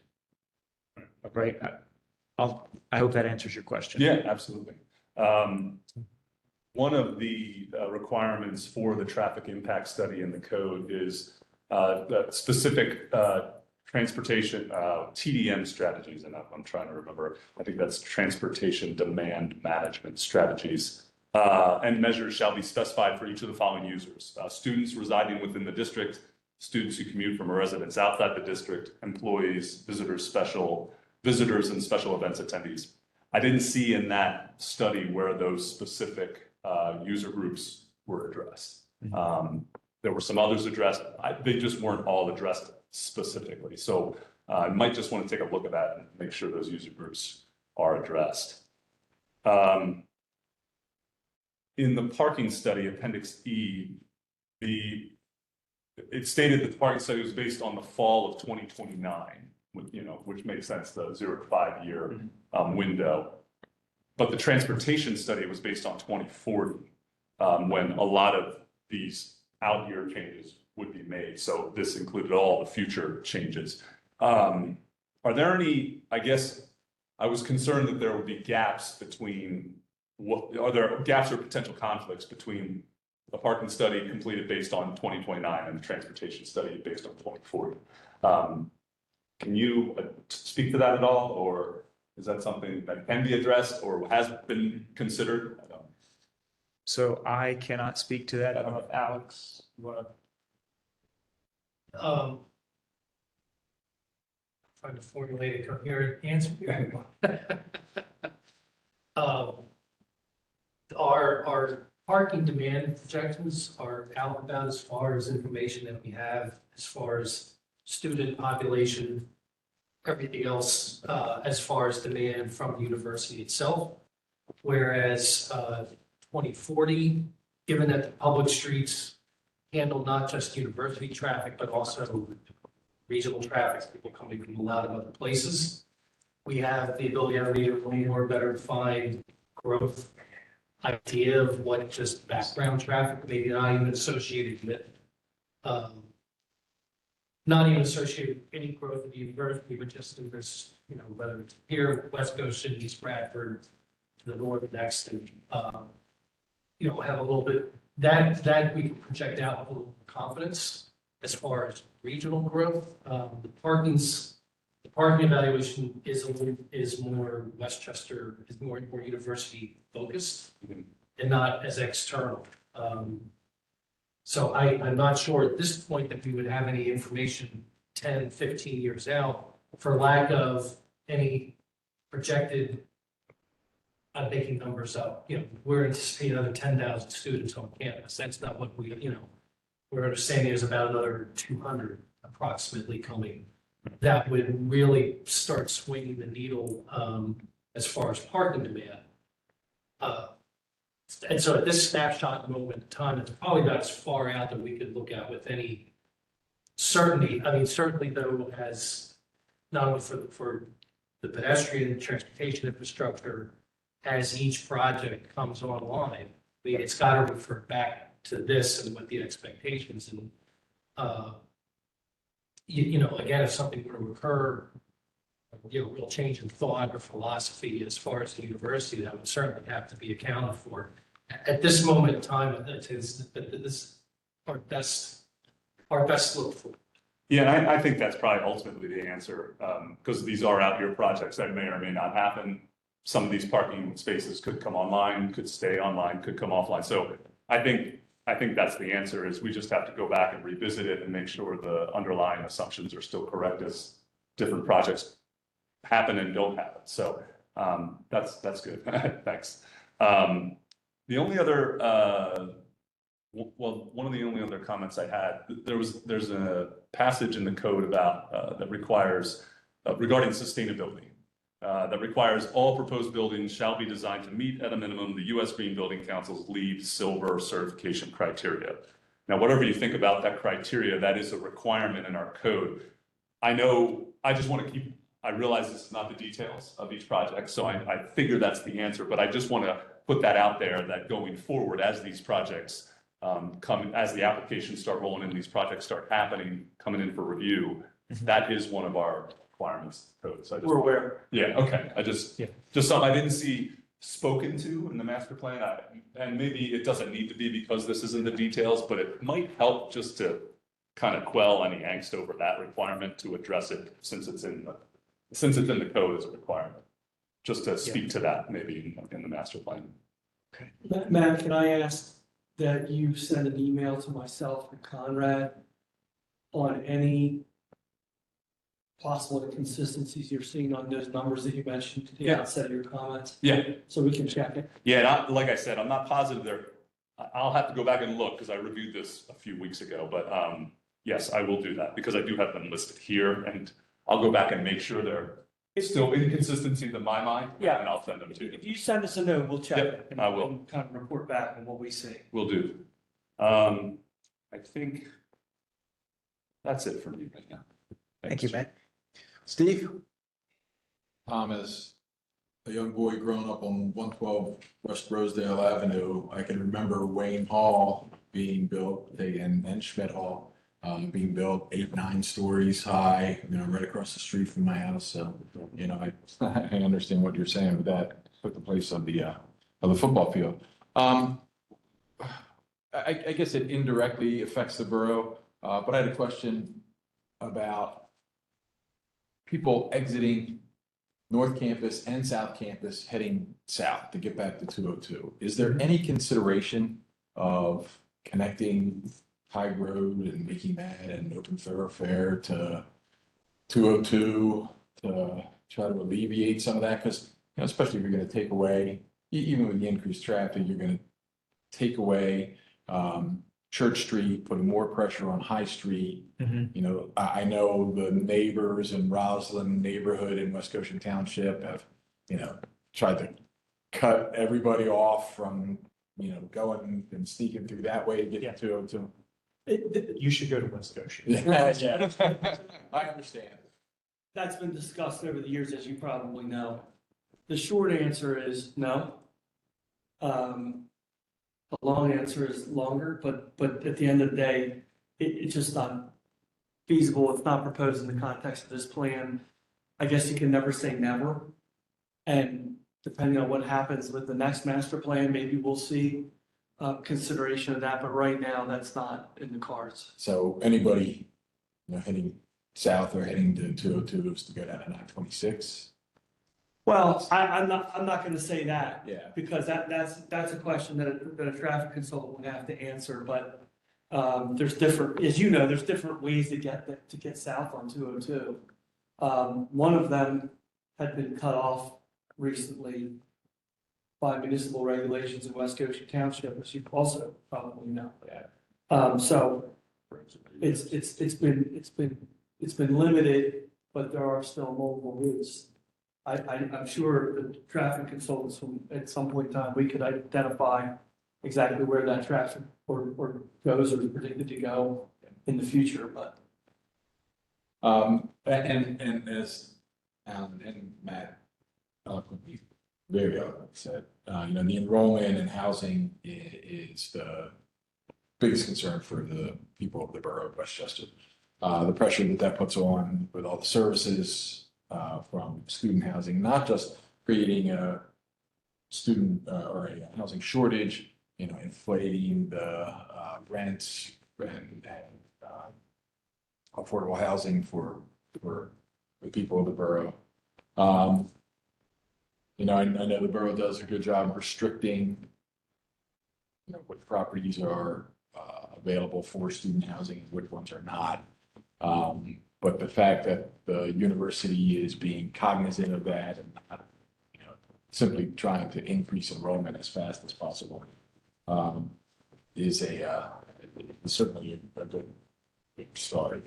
And that this presentation is happening and what you guys have done, it's outstanding, very professional. This is my first time through anything like this. But long affiliation with the university, growing up on Rosedale Avenue and, being a resident of the borough. It's a symbiotic relationship. I think the university benefits from the borough. The borough can benefit from the university as well. But, you are number one of the state system in part because of the attractiveness of the borough, what the borough adds. I appreciate your relationship and your consideration with this and each of those. Very good. Jim, Thanks, Steve. may I Yeah, make one fire more? away. So Conrad, I think what I heard you say is that about 15 months ago, you started, in the intense planning that brings us here tonight. So imagine that it was 2 years ago and we were just blue skying it. And we said, when you submit the master plan, would you have one document that says Church Street is part of the campus and another that says Church Street stays Church Street? Mhm. So the question I have to Brian is, what is the assumption and when does that assumption take place? That Church Street is vacated and then the dominoes fall where they do. Because if the Borough Council says, we're not going to vacate Church Street, how does it send a feedback loop to what you're doing? Can you give us a little some insight on that? Well, I'm gonna defer to Conrad on some of this, but first I'd say it remains to be seen what will happen with that. Yeah. And that's not necessarily something that will happen in the next 3 months. Or we just don't know. It could not happen in the next 3 months, and then a year later it could happen. We just don't know, but obviously it's a goal in the master plan. In terms of the domino part of the question, I think I'd ask Conrad to answer that.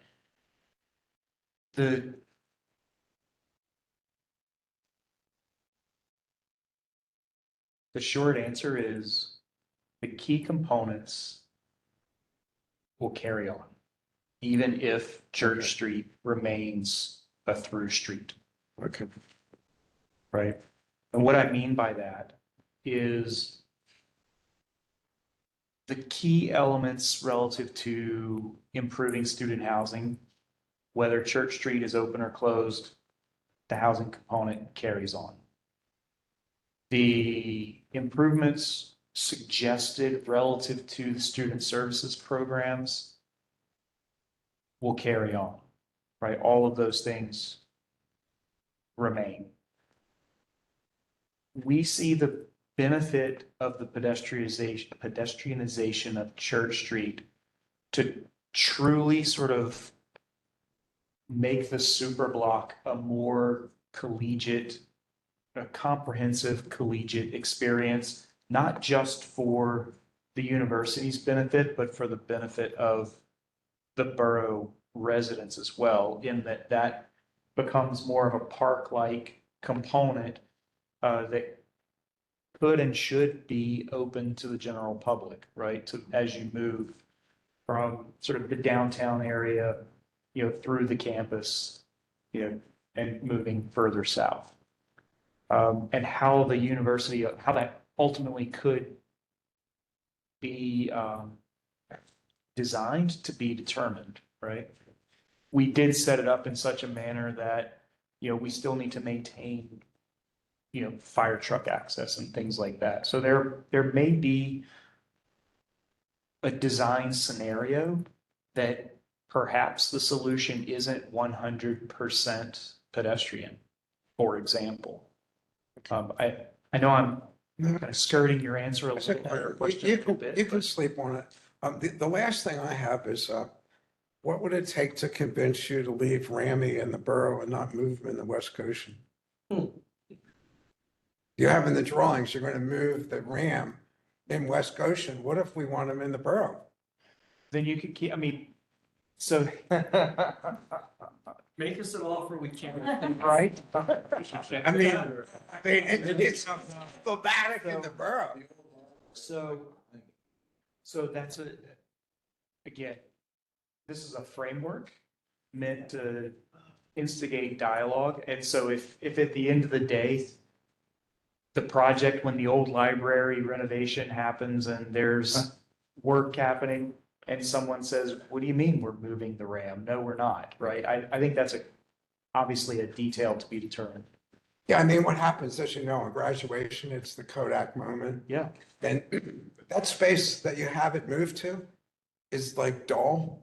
It is now. Yeah. But the idea is to reimagine that space, right? Change is hard, but I just have to But that's a great Brian, point, Tom. on the last point, closing, Church Street. Would it be the university's position that if conditional use was approved, that you could close that street? Not right. No, it would not be. You would. We recognize that even though it's shown on this plan, it would take a separate act of council to vacate the right of way in order for the street to be closed. So our position is that's a separate, even though it's on the plan, that would still require that additional step of a separate act by council to vacate the right of way. Yeah, fair. Each individual project's kind We of. can sign this, but, Thank you. The other item I would point out is the pedestrianization of Church Street is not currently in the 0 to 5 year recommendation. We recognized during this process that these kinds of discussions were going to take quite a long time. In addition, there are some other things that the university has prioritized ahead of that project within the first 5 years. Thanks, Steve. Thanks, Tom. I know I'm going to get some comments from Aaron and also Nicole since you're here, but prior to that, I just would like to say, I do like the pedestrianization of Church Street. I think that campus and creating a safe environment for the students should be high priority.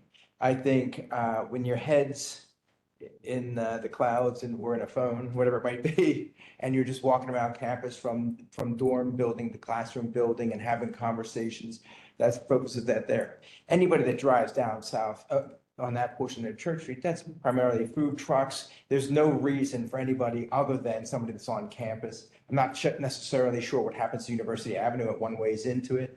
I certainly get maybe a cul-de-sac in front of People's. We have the new parking garage there that ends there. Maybe, I don't know how they may tie together, but I think the whole I think the idea of more green, more pedestrian, more accessibility, more bicycles, I think all of those are good things. The concerns I have relative to anything that's happening primarily around the perimeter and how and where it touches the borough. And again, concern for when vehicles are interacting with students.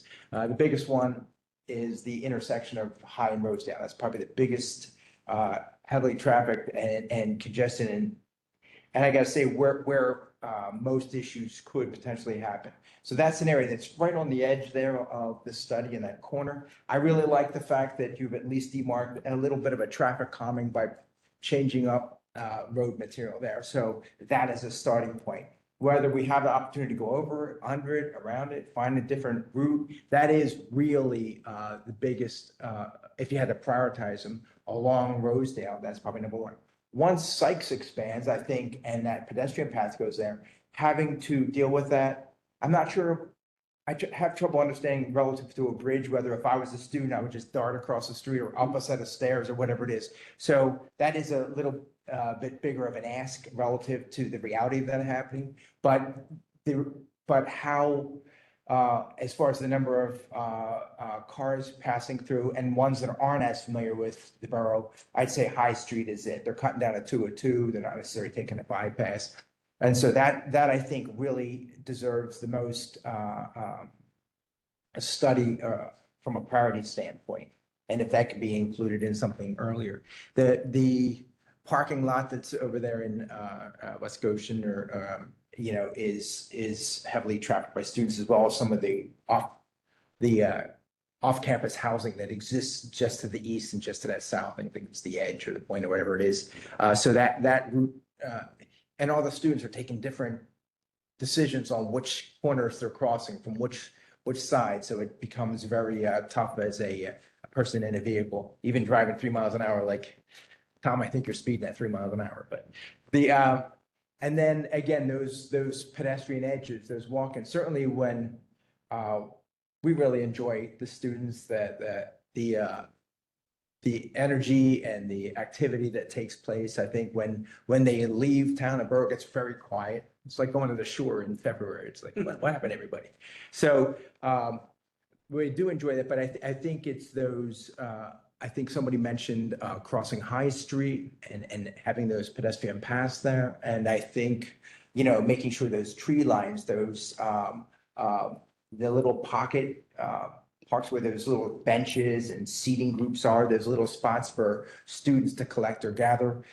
In off season, again, a lot of the residents will walk through there, part of their walk or jog or taking dogs through and stuff. So I like the deferred maintenance. I think that's important, especially on those historic buildings. I think it's, those things don't come back. I think a little bit every year to keep preserving those, really important for us to see that kind of, I think preservation is a really important push. I think the LEED certification, of course, is a requirement, but also good with the geothermals. I agree with you. They become, once the initial constructions happen, there's a green light there. So I think there's that side benefit. I think there's one just south of Mitchell Hall. I think it wouldn't be a bad thing for the lunch carts to go away. I think that was not a bad thing. PUC was the second one I had, or maybe the third. I don't know where I am here. And where that border is. There's a lot of properties that are presently using back on the Saxby's and the bookstore and some of those pieces that are just kind of having, I don't know, I was calling it campus creep instead of project creep. But as those buildings expand past, whether or not they should or shouldn't be added into the PUC. Should be worth a conversation relative to it. I saw identified the northeast corner of the super block identified as a potential. Same thing. Is that then part of the PUC or not part of it? That kind of stuff. What are the plans, even if we had that? Just to try to understand, it's identified as a location, but what does that mean? Those houses stay or are they becoming something else? I'm not sure. Well, we can cover that when we get there. I agree with Alan, with relative to that, the effort we're putting in here in the borough to work on some attainable housing. And then the reality of it is that the students are competing for that housing. Anytime you're getting investors coming in to provide that housing, it's going to drive up the cost of that. And then younger residents, those guys, Alex isn't here, but he just graduated and went from living on campus to renting a home to buying the home to renovating the home to being on planning commission. So he's not here tonight, So it's but great. he is. Yeah, I don't know where you go from here. Only Tom knows. But after that, I mean, the idea of being able to build community, stay in the community, have the opportunity from a dollar standpoint, and a lot of those individuals and families that visit the borough, they stay in the borough, they visit the restaurants and the bars and so on. So it is a very nice symbiotic relationship and enjoyed by a lot. BUC overlay. Oh, the wayfinding I thought was a good thought. And the crosswalks, student housing, pedestrian, UC, pending student. I think everybody else covered everything else there, but very well done. And I really appreciate it. And Jim, may I just, maybe as follow-up between you and Cole and TPD, the question would be, to your point, Conrad, where you thought in order to create the pedestrian spine that you envision for Church Street, but also have emergency access or whatever. In the years that I've gone to the homecoming parade, the president starts at his property and they pick up the marching band in front of Sykes. They go down to New, they go up to New, they make a right on Niels, and then they come south on Church. All the while they pick up students and the adrenaline flows.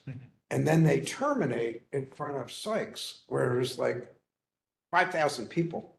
So think about how the homecoming parade doesn't have to go on High Street if Church Street is only and just pedestrianized, but it has some thoroughfare opportunity. Yeah. And they could then cross into that new green right next to the Sykes Student Union with a relocated Ram, maybe. For the pictures. For that Instagrammable moment. See. Aaron and Nicole. Aaron, you want to- I just wanted to real briefly, I don't really want to get into any projects or anything like that because they're really not ready for that. I do want to say that I am the new director of the building, housing, and code enforcement. So I have had a total of 6 days to review this, and it's not been completely sunk into my head. So I want to stay away from making any comments about the processes and so forth. I just want to say a little bit to you so that you understand. My position is not ever to say no to anything that occurs. My position is to guide people through what our code is, what our ordinances state, and to facilitate that you get through the processes as quickly as possible and as easily as possible and as thoroughly as possible. So it, not really my position to come in here and say yes, no, maybe so, anything like that. But I do want to make myself available to you anytime that's needed, so that we can help to guide and move through and to make sure that everybody is on the same page and facilitating everybody in the correct direction. I kind of look at myself as the railroad system. I am the one that interconnects everybody in the borough for these plans. And I make sure that all the right information is going to the right person, getting the right things, that we're reviewing all the right requirements. And I'm just the conductor that moves you through the tracks to the completion or non-completion, whichever is the way you choose to go, of your project. So my office is always available to answer questions, and my office is more than willing to get you the information you need and to work with you.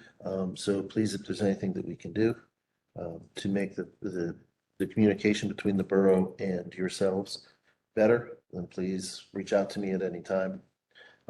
I won't I'll tell you after 10:30, this gets turned off, and I don't pay attention to it, so I will restrict. You could call it, I'll call you the next day. But generally, anytime before that, you can get me anywhere you need. Thank you. Appreciate that. Thank you. Nicole, while you're here, any questions, comments? Well, everything that you guys said, I don't have any more much value at this point. So a lot of the important topics with regards to housing and the parking and balance of, the borough versus university and all those things. So I'm not gonna labor that. I came here mostly to hear what all your guys' thoughts were. Plans. Okay. Thank you. Sure. Thanks. Oh, certainly, you can. Lisa Kern, in fact, a resident, so the Democrat County Borough Council coming up. So my question is more around process as far as before you used to, as you said, Brian, you would come in for a conditional use for each project. Now you're looking for a conditional use approval for the entire master plan.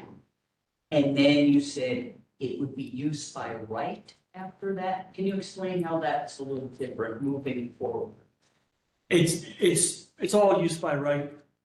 It's a little bit of terms of art in the land use jargon, but essentially, right now, we couldn't file a land development application for any of these projects. You need to have the conditional use approval for the master plan before you have the jurisdictional availability to file a land development application. But once the master plan is approved, that's the only conditional use that exists anymore for a university project. And once that's approved, then any component of that master plan would be preceded by filing you would proceed with that project by filing a land development application for that particular project. And that has all the nuts and bolts and details that you would see on a civil engineering plan for that individual project. And then you could file one, you could file two at a time, but however the university feels it needs to proceed, it could proceed once it has the conditional use approval for the master plan. So it doesn't take away any of the borough's ability or their review. It doesn't mean the borough does a lesser review because we approved do we still have the same rights and reviews as the land development? Yes, yes. Okay. Yes, the Saldo, the subdivision land development act would still be fully enforced. This just puts it on the list that, if they came up with another project that isn't on this list, then they have to get it onto the list, and there would be an approval process between the two of us in that regard too. So this basically is a heads up. These are the things we're thinking of. Some of these are gonna get, some aren't gonna get done. And kind of limits them to that, so they can't just pull them out of the air from all over the place. Yeah, perfect, thank you, and this was so good, I've been wanting to see this presentation for a while, so it's very helpful and really helps put all those documents into kind of a one context, so thank you. Appreciate it. Thank you, Lisa. I have Matt has one more. One minor, very minor, because I wanted to come back to Thomas had mentioned landscape architect. So even if the university doesn't decide to refill that position of landscape architect, I would just encourage going forward for each of these land development applications, working with our tree folks. That's one thing that often gets overlooked. They will be that consistent voice for the borough's tree program. Even if you don't have your own landscape architect to interface directly with them. They can provide the reviews and the suggestions, usually very easy to comply with. They have the whole borough's tree program in mind. And so that's one review we don't always get initially, and they sometimes get left out of the review process until later. The earlier, the better, end product on that. I'm tuned into that whole experience, so I know to look for it and to make sure it gets addressed before we get too far down the path, so. Yeah, I know you. We won't miss it. I have a clarification question. To your point, the process stays the same relative to zoning and the Saldo requirements, which are, of course, the building height, massing, parking, traffic, whatever it might be. With the development of all these pedestrian pathways and accessibility, and I know the buildings are reviewed in Harrisburg by L&I for life safety and accessibility. Who's taking care of the sidewalks? Is that sidewalk and walkways and all those improvements? Because this looks like a That good would have amount to be of. part of the site plan and land development. You're gonna have to have some sort of connectivity and walkways and pathways, because it's all gonna be part of making sure that we don't have everybody walking in the middle of the streets to get to where they need to go. I wasn't sure if that's being submitted as parts of building projects, or are we looking at it, working that interconnectivity, the sidewalks, the landscaping, the plazas and so on? It as a has to be, project? it has to be incorporated as we go, so I would imagine it would be incorporated with sort of projects that have connectivity with that area Okay, as we go through the plan, unless the planners say, right. you really need this like element of President's Walk. When we bring Sykes online, Sure. you should be bringing on this element of President's Walk, because that's an area of connectivity for that project. Then we would probably include it as part of that plan or as a standalone project. Okay. Generally, basically, what would happen is there would be the plan development, the land development plans and so forth here. And then whatever is approved for that, the building plans would then go through L&I to achieve those. We would just make sure that they were installed as they were to the land development. Okay. So whatever the final plan is for the land development, we would just make sure it was installed to that level. There's 3 minutes. The motion. Steve's not coming back. Steve's not coming back. Oh, How many total members? There's do you only have? 3 of us right now. We usually, you need 4 for a quorum, but I mean, How many people do you have on the commission? 7. 5? 7? mhm. Yeah, you're not going to be able to vote on anything. We're not gonna be able to vote. I'm gonna say is that relative to the general support of the conditional use, I think we wanna say that all of us are in support of that. And then with the idea that basically the conversations we had are just understood as individual projects come forward that we'll be seeing and having conversations more in depth about specific projects. But that's really the, Tim, I haven't said anything, but if I may, yes, it makes some sense to me at least that before you make a recommendation, then you wait for the consultant review letters. The only consultant review we have right now is Tom's. So we don't have any review of the traffic. reviewer. And so it makes sense to me to wait, since the hearing's probably not going to start until November. okay, Some of those consultants.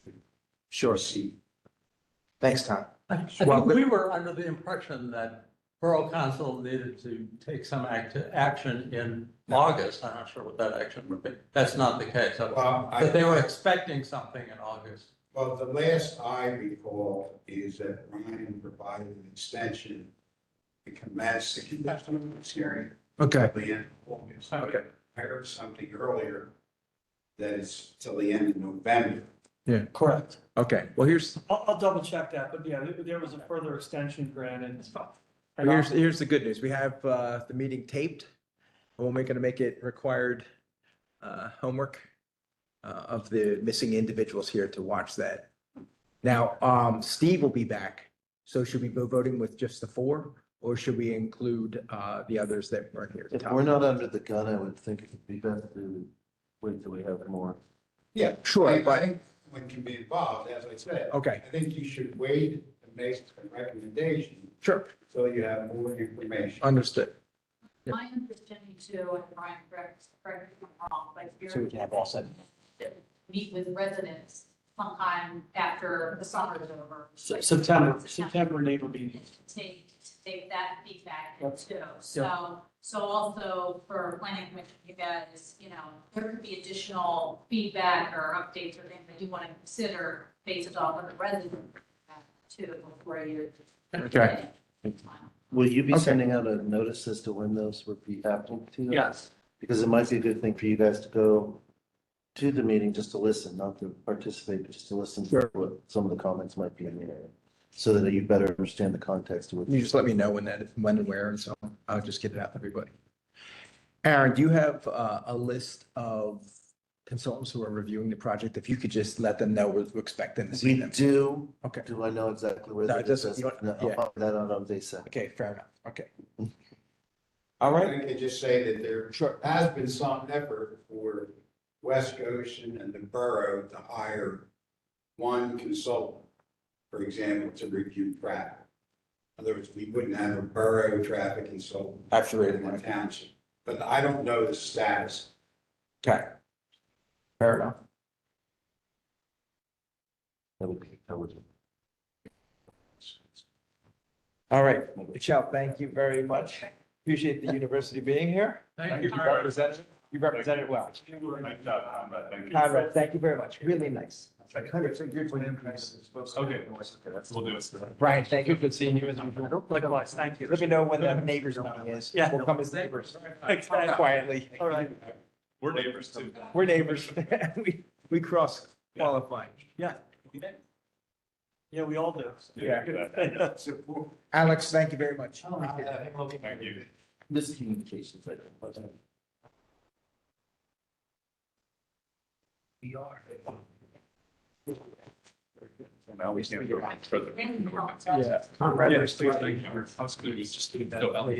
I'll just insert it as an attachment. Yeah. There we go. And I was like, Vote on the preservation ordinance. I didn't know, Steve. I don't mind it where it is. Okay. That's amusing. Larger group of process. I didn't know you could do meet. thank you so much. Thanks. Just shoot me in. I will give them a chance. Yes, if you sent me anything, I don't think we have too much, but. No. We can just talk. We're not gonna act, but at least we can, Gentlemen, I do have to apologize to you for being 5 minutes late today. No, that's. I got a call right before and I knew I shouldn't have answered. It was like 5 to 6 and I'm like, couldn't get them all. Not a problem. So where you go after? I mean, I we was can in a talk little about Middle Hill. We're still in Maryland, Maryland, because I needed a break. Before that. Okay, so moving on to planning commission open issues. We had the preservation ordinance. We had intended on moving that forward. So what I'd like to do, Nicole, is see if we can get on the smart growth Yeah, agenda. yeah. I think this week we have a time, or it's either this week or next week that we're setting up the agenda. Motion. Yeah. Yes, Right. so, Short verse. Right. Patrick and I meet with Sean usually the first week of the month, and by then he tends to have some items on the smart growth agenda, and we can, or any agenda, I should say. And he reviews it with us, we have the first. I think he actually included me on that meeting.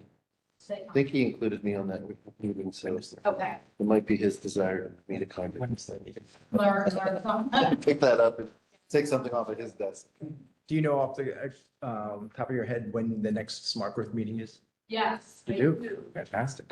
Hold on, I'll tell you, I have it in my phone. It's always the second week of, but it's like the 12th or something. August 13th, Wednesday, August 13th. That's nice. All right, Tom, I'm assuming Thomas and myself, maybe Alan and Matt, we'll see what we can conjure up there for that meeting. Okay, There's going to be at least two of us great. at that. There'll be 3 room council members. Fantastic. Yeah, I mean, the goal, I think, with that is just, again, to get that information in front of the three of you. Yep. And at some point, be able to get it to Tom Estee to create an ordinance based on that. It would be an overlay district similar to the height overlay district. So in a similar format, just putting a couple bullet items on what that would do. One thing that would be great is to get a more realistic idea. I know one of the questions is which part was actually the overlay district and which part was not the overlay district. Sure. Yeah, and I think Alan clarified that in the map. I don't know if you brought that. It's all right. We'll bring it, we'll clarify that. They have it.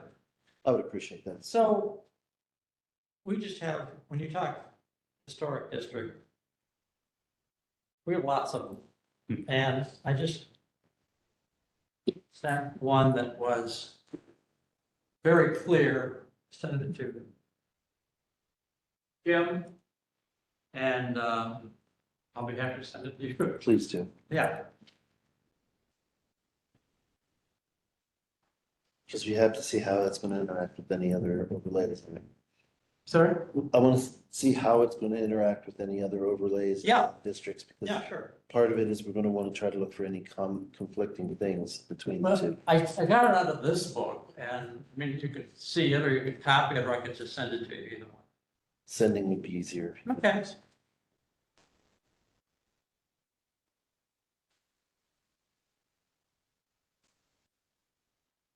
I don't know if we have, if the overlays are identified on here.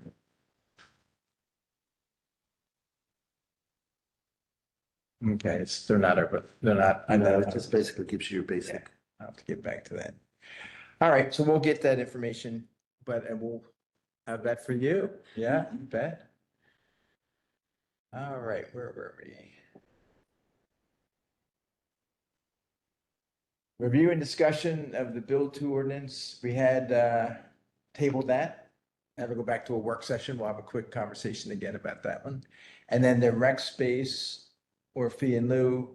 I did at least as a conversation bring. Let me see one. So small. We're gonna have to ask Bill if he can put bigger fonts on here. You see the. Remember, that's small moving. Oh, here's what I'm looking for. Thank you, Aaron. I couldn't see it from my seat, so. All right, so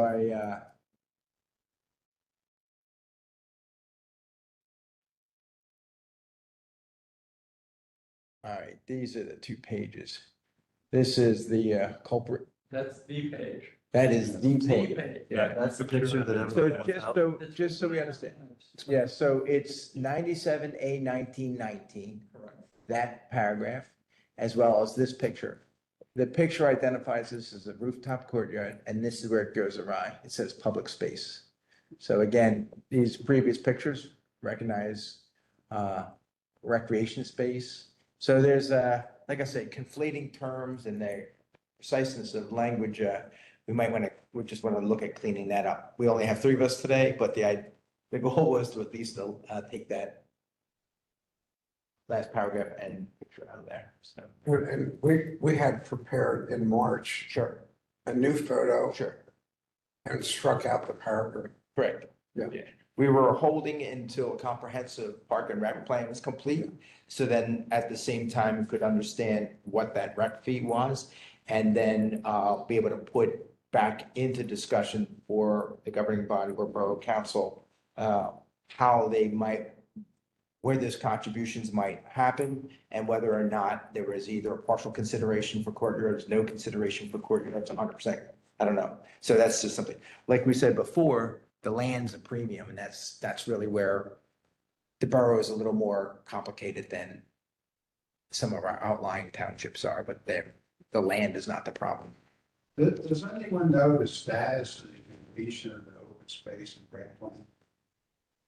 My understanding is that we're gonna have a draft, I don't know if it's this month or next month, but my understanding is that there is like a draft that we should be seeing over the next 35. Thank you. Terrific. We're inching ever so. I still have your sentence, yeah.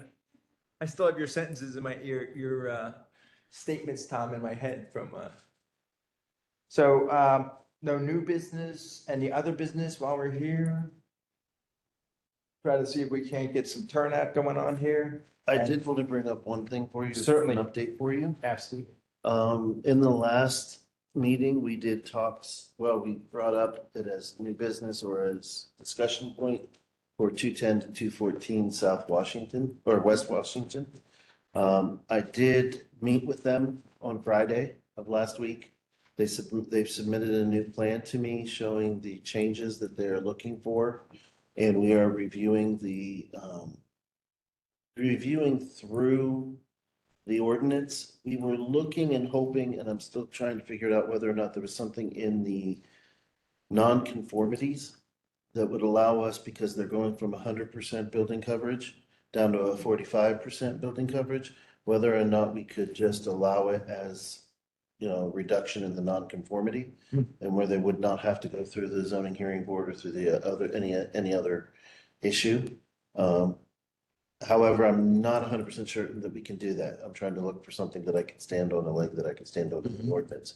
If not, I still feel that it is the best policy to send them for a variance on the building, building coverage.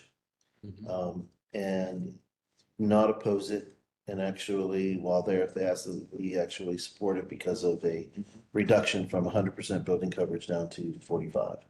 It's helping to correct a non-conformity, maybe not going all the way to what we want to, but it's getting significantly towards it. Okay. And it's not impacting any of the other impermeable materials or anything else on the lot. So we will have that done. The only thing I have to make sure is that if we do it that way, they may have to go on to the August zoning board, so we may have to give them another extension or extend their extension Okay. to a later date to Okay. allow them to get all the stuff they need to get done with it. But if we can, I'm having someone else look at it to check on the non-conformities. If there's a way we can have them do that, then we could Great. get them onto the next month's schedule and get them, keep them going and meet their Terrific. inspection. Terrific. Great answer. Very level, grounded. Yeah. Thank you very much. Well, that's, as I said today to them, that's kind of what my department is. I'm not here to say no. That's not my job. We Never appreciate it. should come out of my mouth. It should just say, no, you shouldn't do that because you knew you shouldn't do it. That's different. Yeah. That's the other part. The big picture and thinking about what's the right thing for the. Yeah. Fantastic. Thank you very much. Appreciate the update. That being I said, do have one other update. No, I thought you only had one. There was something that came up to us. Applications for zoning hearing board appeals are supposed to be brought to, you're supposed to be made aware of them. And you have the opportunity to submit comments about it, but it's not really something that, they have to listen to your comments. They can, Sure. but you have the opportunity to submit comments. That I don't know why or what. It may be a function of the fact that my seat has been empty for a little while and it just got lost. But I do want to let you know that we had 2 scheduled for this month that occurred yesterday. Okay. One was continued because there is some discussions on it. That is on 531 Marshall, I believe. And it is a situation where they're asking for dimensional relief for dimensional standards on a setback to install a garage and driveway. And then there is, another one was received on, I think it's called the Melton Center. I may be saying that wrong and I apologize. I'm gonna really play up the new guy thing. Forgive me. It was to install, they have already illuminated light, but they wanted to have a changeable copy light, which means that it's programmed and it will change from one copy to the next. So they can have messages Okay. out there. They can't scroll, they just have to change with a black space in between them. No more than 30 seconds. They have stay up for 30 seconds, can't be shorter than 30 seconds. But that was heard last night, and there was a lot of discussion back and forth about it, on the possibilities of moving it to another location. However, that would create a bigger nonconformity, which is not something that we can allow. And it would cause problems with sightlines. It was granted. And we did request a transcript because there was 3 or 4 conditions added to the granting of it. And it was too long for us to remember to be able to write this out. So before we send anything out, we want to be able to read it and actually, this is what the entire thing said. Because I have to produce a variance for them with that stated, and they have the opportunity to accept or deny those conditions. However, last night they stated that they would be accepting the conditions. And it's basically on making sure that we don't have light spillage or light migration into residential areas, because there are some residential areas within a close proximity to the sign. Okay. And they have to meet the current standards that we have for all illuminated signs. And just so you know, one of the things was it has to be turned off at 10 o'clock at night. All illuminated signs have to be turned off at 10 o'clock at night in the borough, cannot restart until 5 a.m. Okay. So that's programmable, so that will be something that automatically shuts itself off and adjusts for daylight savings. Is this on the Market Street side of the Melton Center? Yes. You're asking the wrong person, but yes, it was. Yes, it was. These did go through Borough Council, last month, so, Yeah.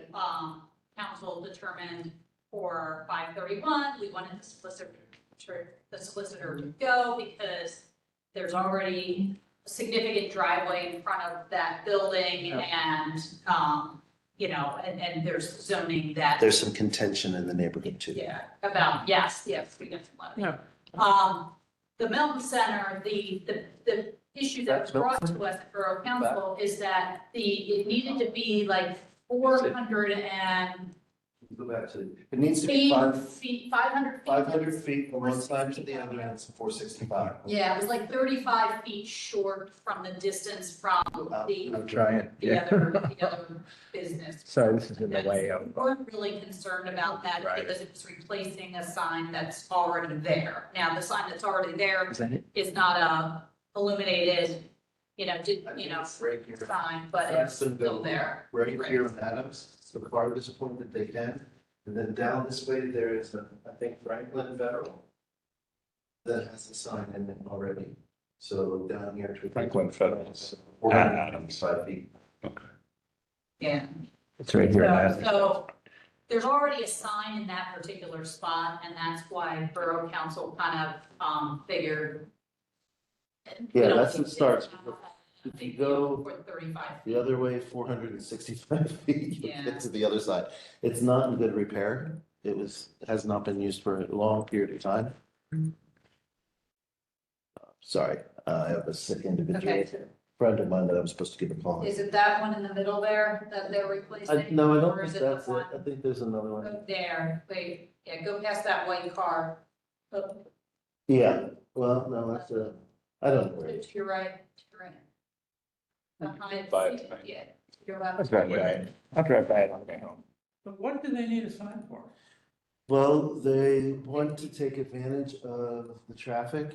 Yes, and- we know that. Well, they want to take advantage of traffic, and they're not getting, they need a little bit of help to help get their message out, and that's why they want the changeable copy one. Okay.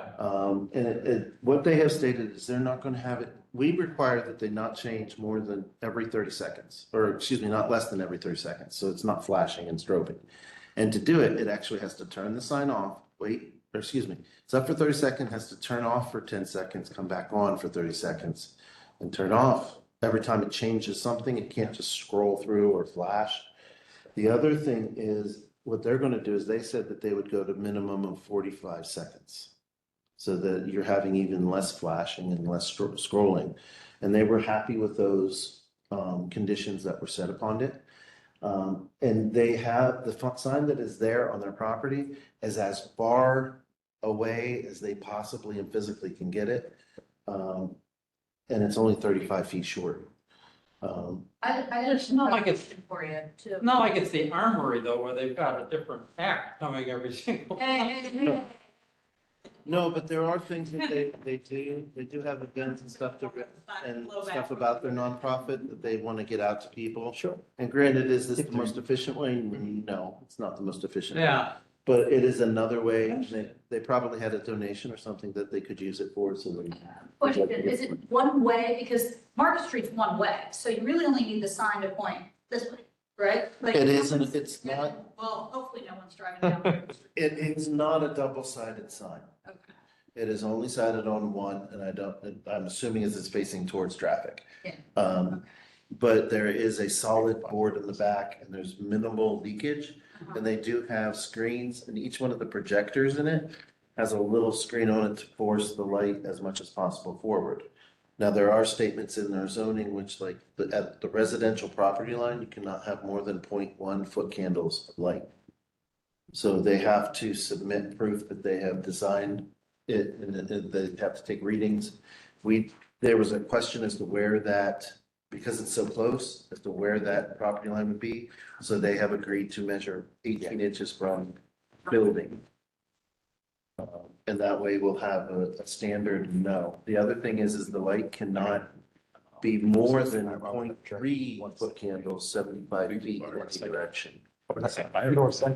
So those all have to be before. That we're thinking about from last night. But no, those are the standards that are in for. And what they're doing is they stated that they will have to take measurements and submit that to the building and will make it on the sign bill. If not, then they have to adjust it and achieve that. Because they can turn it from 100% bright down to 10% bright. So they would have to do something in the range. They don't, in night, they generally don't go over 50% because the glare just should be radiant. I've seen one. Also the fireflies, that's somewhat dear to you, Tom. Yes. All about the fireflies. But I just wanted to keep you updated, and what, Thank you. from now on, when we have something like that, what I will try to do is provide a staff report for you to be submitted. Right. So that you have that information, so next month when we have our, what is it called, the work session, I'll try to have a staff, Terrific. we may not have something for next month, Mhm. and it might just say, at this point, nothing was submitted this month, there's nothing going on. Mhm. Currently, the 531 Marshall is set for September 22nd. However, if they want another additional continuous, they can do that up to, I think, December is the max. Very good. Oh, well, I'm going to adjourn the meeting. Second. Done. By a vote of 3-0. Thanks, Matt. For that. I'm still, yeah. That is-